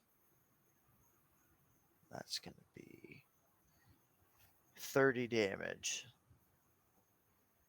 And Keelgaunt, you don't see it as you're focusing on keeping your pace and keeping those stout little legs churning forward because you realize you can outpace this guy by 5 feet if you need to. But you hear the impact as it is such a devastating impact. It actually strikes in perfectly on this orc's spine, severing it between the 4th and 5th vertebrae down from the neck. And his head actually falls backwards as the momentum of his body continues to carry him forward, and he slams down into the floor, snapping his head forward and actually splitting it open like a coconut slammed onto a rock. I've got a lovely bunch of coconuts. Diddly diddly, there they are, standing in a row. Very nice, sir. Anything else you So want to for do on your turn? yeah, my last attack Well, I'll be golly damn. would be nice. Wait till you I mean, see my next trick, kids. right. I mean, I can action surge and do it 3 more times on top of that if you want. I was really saving that for the boss. So yeah, I'm gonna make one more attack at one of the guys that he's chasing. Okay, so one of the 3 that are running The towards 3 the. that are running, Okay, yeah. they're well within your 400 feet range, so you Okay. don't take a disadvantage. Am I at advantage because their backs are to me as well? Yes, they are all effectively running away. 10-4. 22 damage. Or 22 attack roll. That hits. Sorry, I'm getting tired. Nah, I feel you.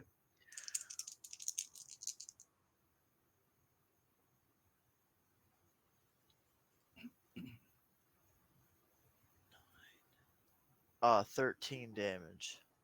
And you actually pierce this one right at the base of its spine, right at its tailbone, severing it, and its legs go dead as it falls to the ground, and you hear it grunt as it is crawling on the floor.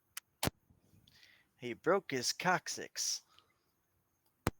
Anything else you want to do on your turn? Muted, Robbie. Yeah, I'd like Rob to unmute. I said we gonna be calling you Phil the Paralyzer. Well, I mean, you know, once you go black, you're gonna need a wheelchair. So, anything else on your turn, Phil? I'm gonna quit while I'm ahead. It's probably a good idea. Sylvan, you're up. All right, Silban, since he can't seem to hit this freaking guy with the javelin with his rapier, he's gonna lean in towards him and start whispering to him again. Okay. Mark, let me whisper in your ear. And I need him to make a wisdom saving throw. Give yourself an inspiration point, you motherfucker.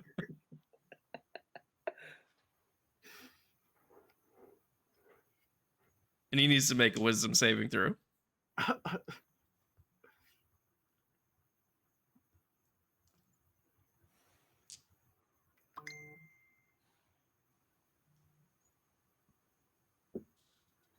He is not going to make it. All right. So in that case, Silban's whispers start to multiply. Only in his head. He's the only one that hears it, but they start to multiply and get louder and louder and louder. And I'm going to roll some damage.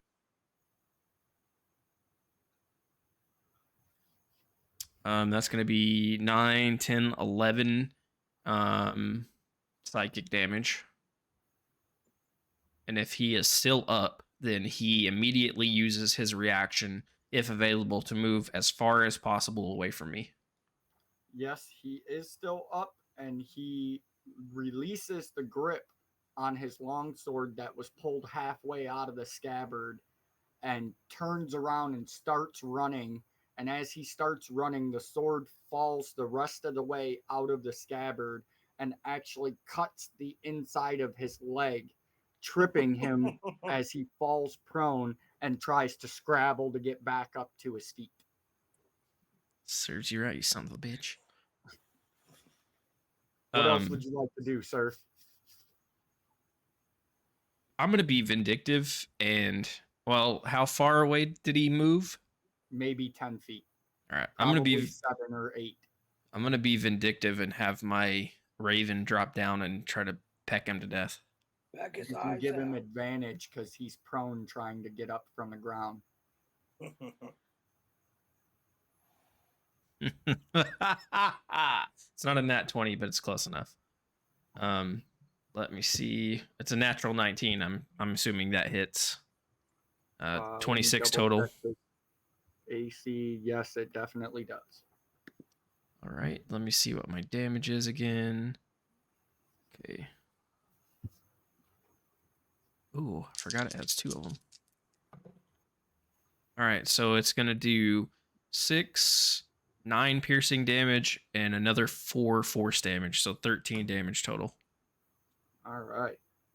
Well, Raven does good when it hits, and then he's just going to poof and be 30 feet in the distance again, back towards me. That. And you see this thing swoop down, and it lunges in, and you see a splash of blood spray out from this hobgoblin's neck, and it vanishes, and the goblin looks up and tries to scrabble up to his feet to flee. Anything else for you? Nope, that's my turn. Keelgaunt. So you hear this loud crack behind you, and then this thud and slap.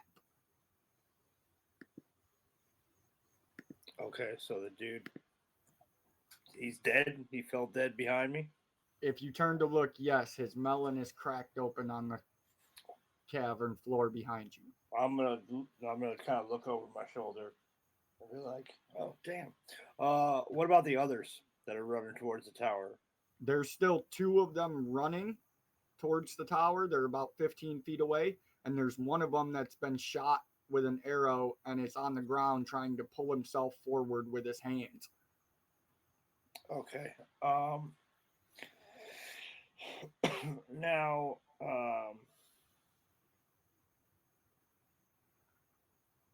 can I? You said they're 15 feet away. No, they're 15 feet away from the doorway. From you Okay. right now, as you're running towards the cavern wall, you're about 60 feet from the wall, and they're about 30 feet down the wall from you. So they're about, on a diagonal, they're probably about 70 feet from you. Okay. So would dashing to cut them off break my concentration on the fear? Dashing as an action? No, I don't think it would break your concentration on the fear. Because what I'm trying to do is get between them and the tower because of fear they have to run away from me. Okay. So to do that, you would have to cross about 80 feet of stone to get in front of them, in between them and the tower. So at a full dash, it would cover 70 feet. So you could get equal to them. You could Okay. get right up next to them, but you couldn't get in front of them. Okay.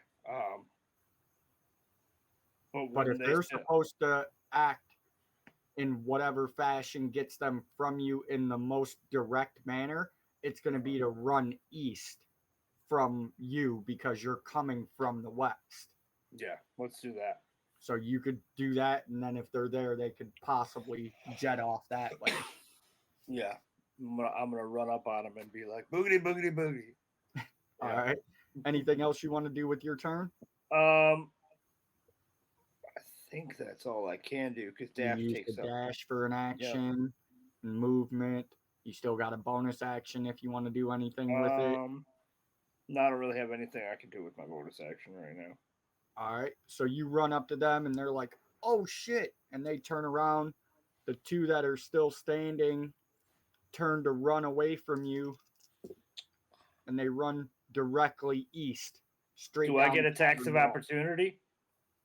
Because I have that sentinel feat, What's your reach for your attack?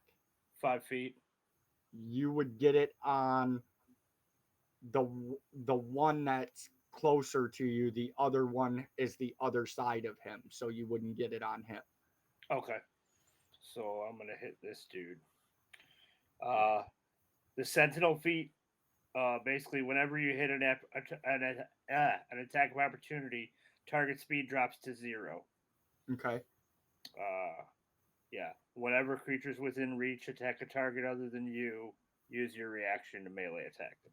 So okay, so I'm gonna swipe at him with my my giant ass sickle.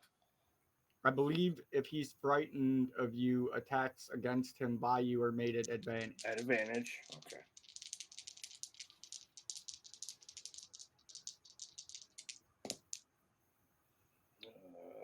26.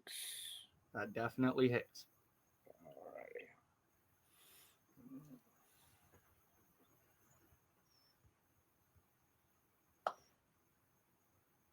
10 damage. 10. And you see a spray of blood spray out from him as you cut across his midsection, and his stride stops, and he turns and looks back at you, and I believe he gets the opportunity to break his spear now that you've damaged him. Okay. Yeah, you just cast Fear, right? Last turn, yes.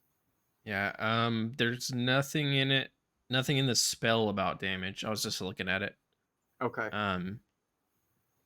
While frightened by the spell, a creature takes dash action, blah, blah, blah, moves away from you by the safest available route. If the creature ends its turn in a location that doesn't have line of sight on you, then it can make a wisdom saving throw. Copy that. It doesn't say anything about being If hit he's and losing damaged. it, though. Yeah. Okay. Got it. So you actually cut his speed, and he actually stumbles there down with the second one that's crawling on the ground. And the third one turns and dashes down along the cavern wall east towards the far end of the cavern. Anything else you want to do on your turn? Well, that wasn't my turn. That was my attack of opportunity on that guy. Yeah, you just ran up on them and then took the attack of opportunity as the Oh, as they were on running their away. way. Okay. So For some the reason, I other was thinking one it was their runs turn. off. The Yeah. two are crippled on the ground in front of you. About 10 feet in front of you is this tower with the green glowing doorway. Yeah. And that I don't have anything else I can do at this point because I dashed Okay. and yeah. and that brings us to the two remaining that are near Sylvan. The one with the long sword is going to lash out and try to attack you. And it does have disadvantage again. And 16 to hit. That'll hit. And that's going to be 9.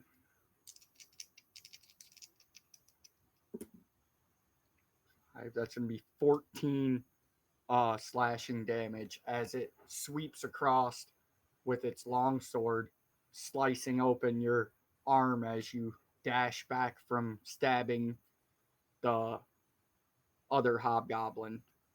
And the other one is afraid of you, so he's just going to continue to dash back towards the tower. The one that have the javelin will not be afraid anymore unless you just roll it that way. It only lasts for a round as for the attack. Oh, okay. Well, then no. He's Well, going as to turn far as I around. can tell, I'll read it to you and you can make that decision, I guess. Okay. Let me find it again. Let's see. On a failed save, it takes 3d6 psychic damage and must immediately use its reaction, if available, to move its speed as far as its speed allows away from you, and that's it. That's all it says for that. Okay. So I think it's just So, that yeah, one turn. He did that, dropped his sword, cut himself. The bird hit him in the fucking neck as he fell down. Now he gets up and he turns around to look at you, and he sees that he doesn't have his sword and he doesn't have his javelin or his longbow anymore. So he roars and he pulls this jagged knife out of his belt and he goes to lunge forward at you. And he's at disadvantage too. No, because the other guy hit me. Because the other guy hit. Okay, so that's going to be... So it's going to be 19 to hit.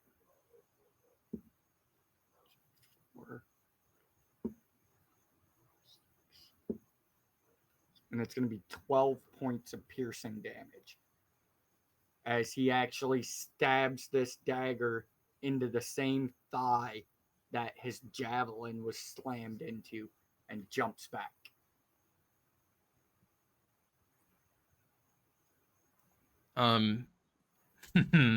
As he does that, the raven, instead of Sylvan, opens his mouth as if he's gonna scream, but nothing comes out, and instead you hear this raven cry, and then it just dissipates into this cloud of red and black dust and just vanishes.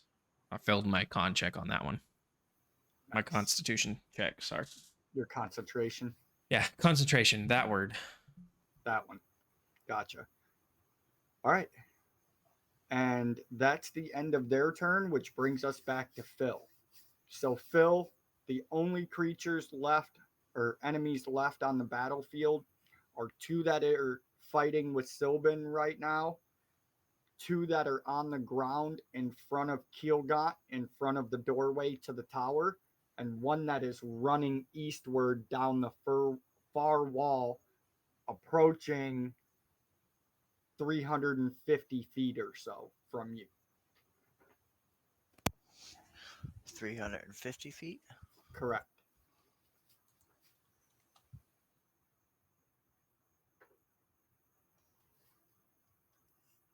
If you choose to attack him, you will be doing it at advantage because he has again got his back to you and is running away. Yeah, my max range is 500 feet. So yeah, let me take a shot at him. All right. Effectively, you need a 16 to hit him. Or wait a minute. He is. Yes, he's. No, you need an 18 to hit him. He's one of the hobgoblins. All right, well, using my sharpshooter feat with advantage, how about a 19?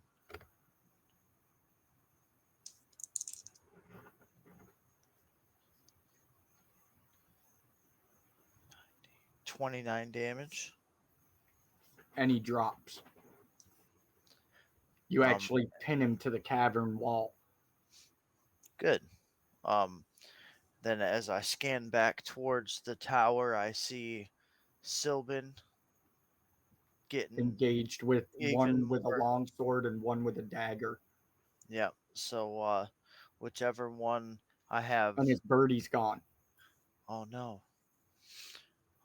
So I'm gonna You got clear line of sight on the longsword wielder still. all right, let me hit him. Is that advantage or no? No, he's actually facing similar direction, just not directly towards you. Okay. Actually, I don't think he has any idea where you are, so yes, it would be at advantage. Okay, well.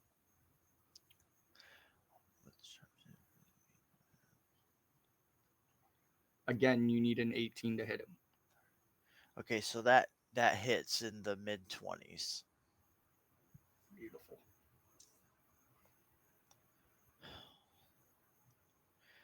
For the same 29 damage. And Sylvan, you see this longsword wielder. He swipes across in front of you, slashing the forearm on your offhand from your rapier. And as his sword comes across like this and clears his line of vision, and you can see his eyes, a white, hot streak of light comes in from the right and just enters the side of his head. And you see an explosion of black blood out the right.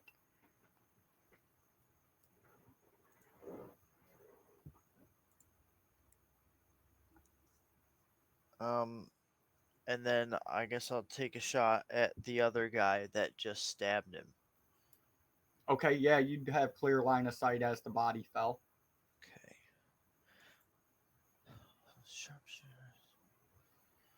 Okay. He does know where you are with a natural 20 on his perception, so your attack would be standard. I already assumed that, and I rolled a natural 19, so I'm just trying to figure out what my roll is with the sharpshooter. You needed a 20 to hit him. Well, that's going to be a 25. So go ahead and do your thing. Mother F, dude. I love this vampire die, bro. So again, Yeah, they're weighted. I never use them because I'm always the DM. So 28 damage. And that's actually enough to drop him.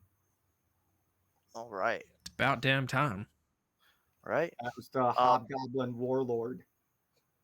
Sick. There was a Warlord of the Hobgoblins and a Warlord of the Orcs.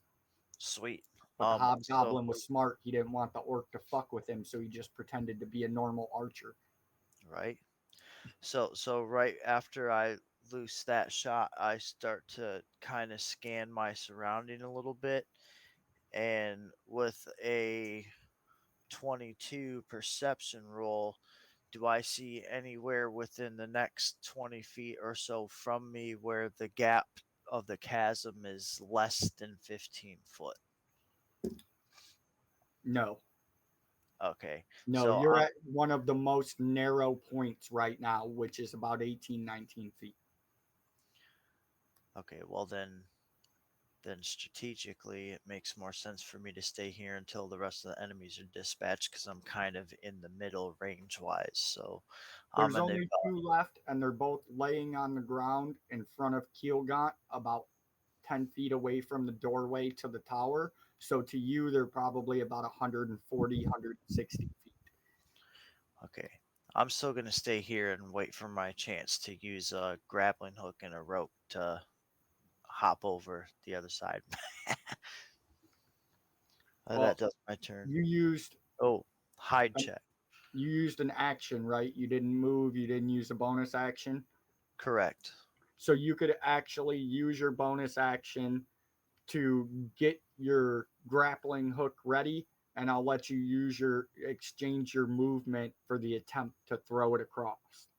Okay, we can do that. So you So I'll wanna? need you to give me a strength check. Or actually, you can use athletics if it's better for you. I actually have proficiency in athletics There you go. With your martial prowess fighter for ass. for a 22.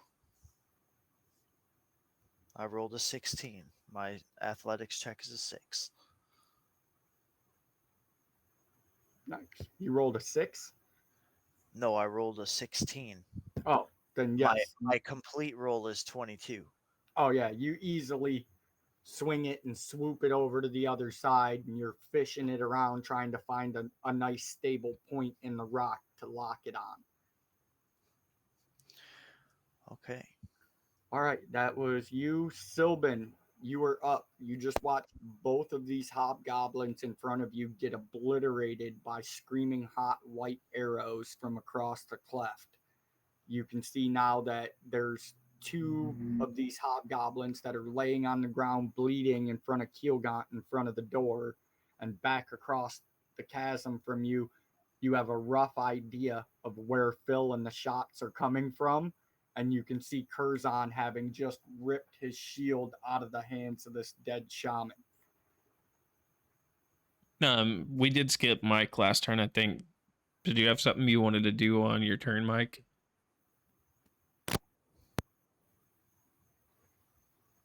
Nothing that was a big deal. I was just gonna grab my shield up and search the body in front of me real quick. Go ahead and give me a investigation or search or perception, whatever you want. All right, let's see. 18, 23 on perception. The only thing this orc shaman is carrying still on his body that you can see wasn't damaged by the arrow from Phil is this necklace that's hanging around his neck on a silver chain and has a small bone skull as the pendant. I'm gonna snatch it off him. Okay. Shove it in my pocket. You actually go to snatch it and just pull it off of him, and the chain is way stronger than you expect it to be, and you actually just pull his head towards you. Oh. But you can use your action to unclasp it or loop it over his head if you want to. Yeah, I'll do that. All right. Sylvan? How far away are the two that are on the ground in front of Keelgaunt? They're probably about 70 or 80 feet out in front of you. Mm-hmm. Have they been damaged at all? Yes. One of them is completely paralyzed from the waist down and bleeding profusely as it's trying to crawl on the ground with its arms.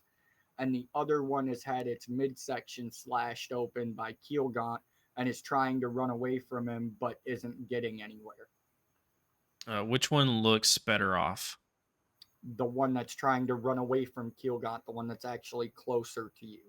All right, I'm gonna move up a couple feet, get within 60 feet, and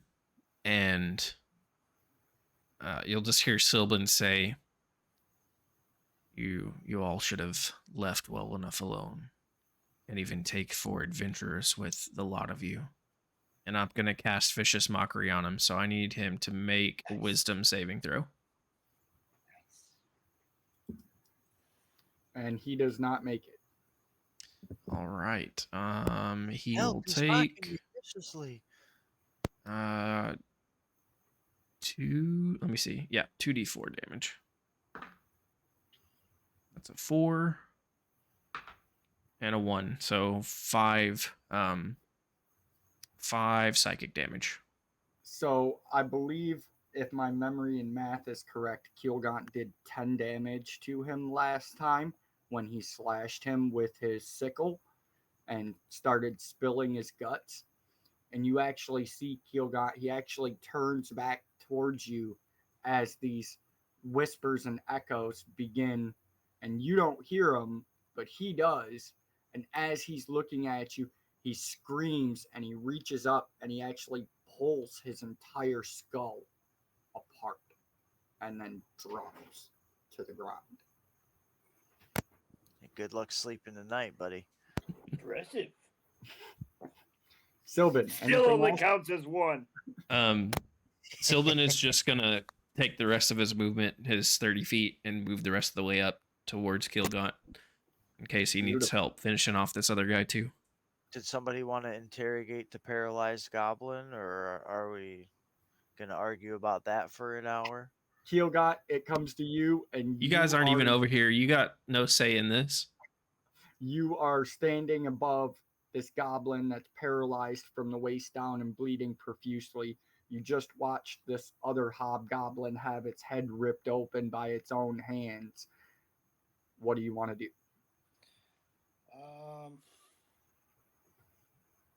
Well, I would say I would interrogate this guy, but I don't think I am the most intimidating dude because I can't wild shape anymore for right now. Let's see here. I'm pretty intimidating if you don't kill him. Yeah. I'm going to turn to you, and I'm going to leave him to you. And I am... Curzon and Phil are on the other side of the chasm. Hold him Correct. down. Don't let him leave, though, because he can still move a little bit. He's 10 feet away from the doorway. He's paralyzed from the waist down, so he could effectively use a third of his movement, which would be the 10 feet he needs to get into the tower. But in moving away from me, does that not provoke an attack of opportunity? Because of the sentinel feat? Yes, if you decide to kill him. No, but I'm saying on his turn, if he goes to move away from me towards the tower, it provokes an attack of opportunity?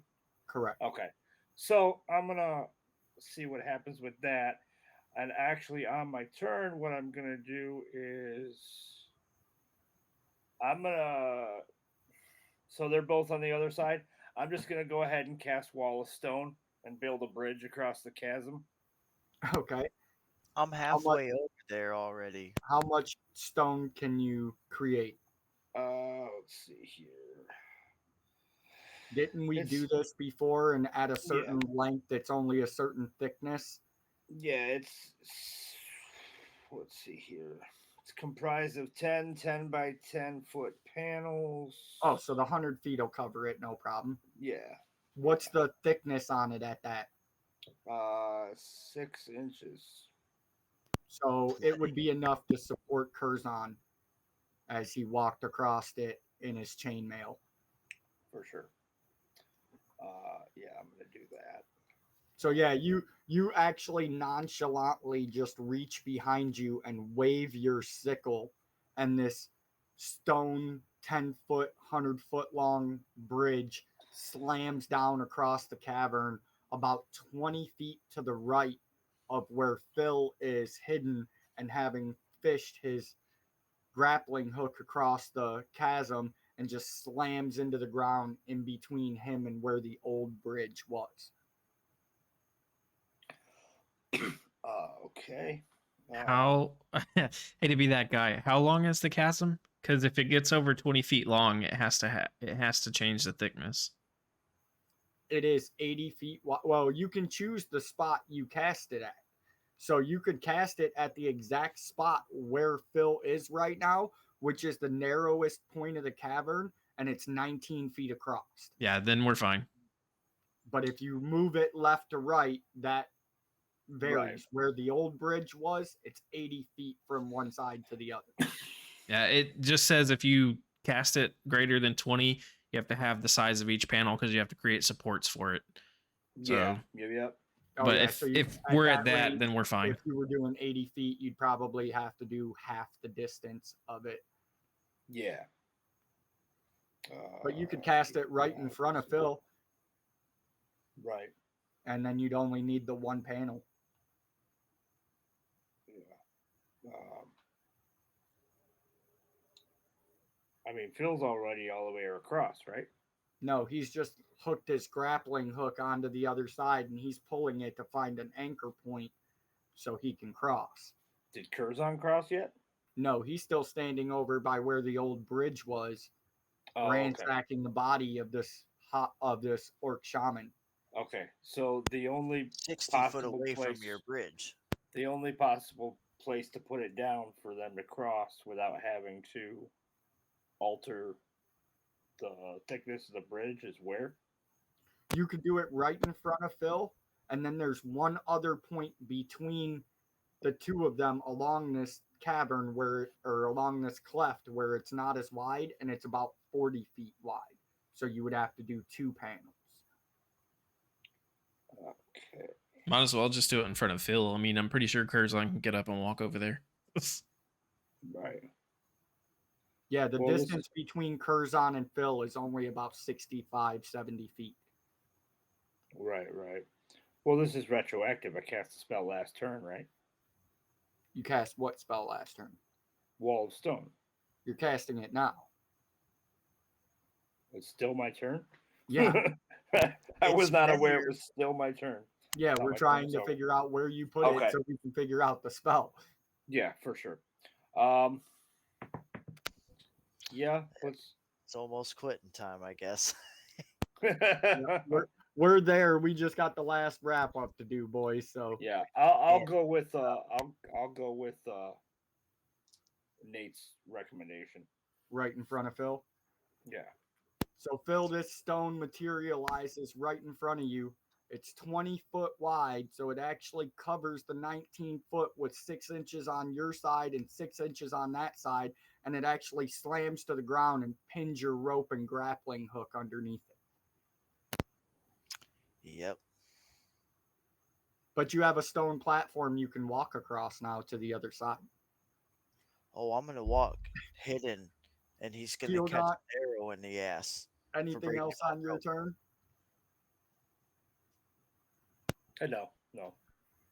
That brings us to Curzon. Anything for your turn? Yeah. Are there any more bodies around me? Like that warlord? The I warlord left is the on warlord over there for you. Yeah, the warlord is on the edge of the cliff, right where the bridge was, with a smoking hole in his chest from Sylvan's mind lance. Okay, I'm gonna search him too. All right, go ahead and give me an investigation.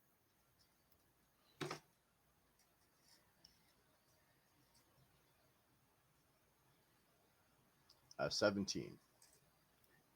So right off the bat, you see that he's wearing a nice set of blackened chainmail, but you can see that there are punctures in it now from the arrows and the crossbow bolt, and actually Sylvan's attacks as well. He has a large double-bladed black steel battle axe that is on the ground at his feet. And he also has a spear that he never took off of his back that is still strapped into a leather loop on his back. Other than that, he's not carrying anything.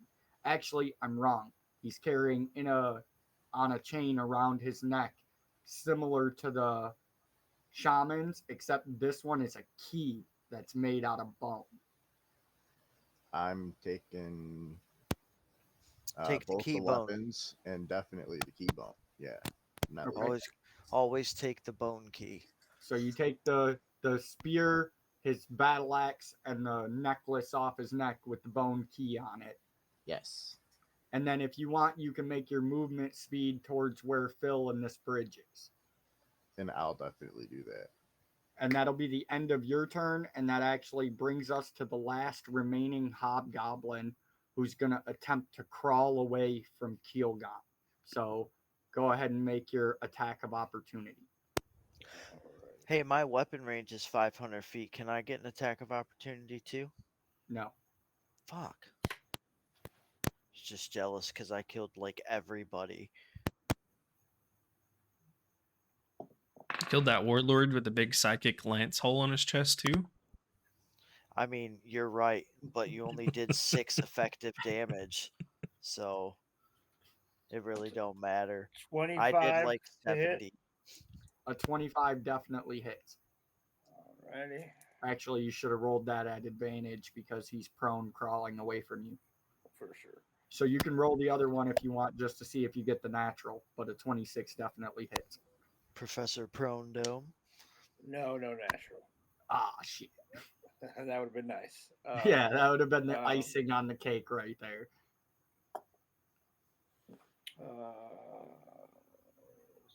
So 10 damage. And he dies Nice. with your sickle blade Just- parting his rib cage, splitting his shoulders open, and laying both arms flat to the ground. And at that moment, maniacal laughter begins echoing out from deep within this tower somewhere as the Lich collapses the tunnel that you came through. And that's where we're going to end today's session. We're screwed. Yeah, buddy. Somebody is. I know I did the most damage and I took 0 damage. So that works for me. I didn't take any damage. You did in scorpion form. You got Yeah, your- but I healed that right back up. Yeah, okay. So And then I think Sylvan took some damage, and I think Curzon took a little bit of damage too. I did. Well, Sylvan got rocked by that warlord guy. I'm at like less than half now. Yeah. The warlords, I was shocked, man, between the regular hobgoblins and the regular orcs and the warlords, dude, there's like almost 100 fucking HP difference Yep. between these guys. I'm like, holy shit. Yep. That's crazy. you said Sylvan got stabbed in the leg a second time. I'm just thinking of that Ricky Bobby scene in the hospital where they're using the knife. You don't have two Out the knives other in my one. leg. Like, oh my god.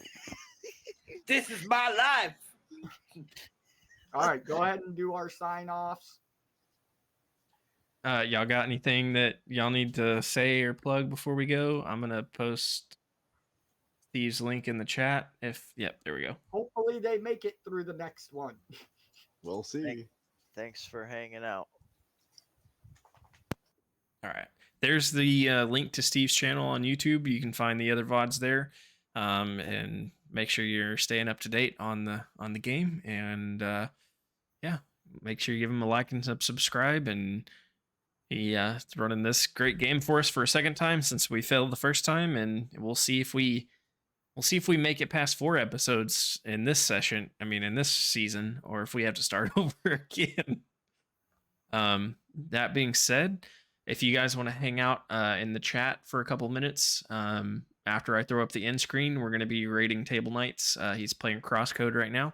It's a friend of the channel. Just hang out. You'll get the channel points and you can use those channel points for Pokemon Chat versus Streamer Nights when we have them. Other than that, I think we're running a bit late, so we're out of here. We'll see you in another dimension.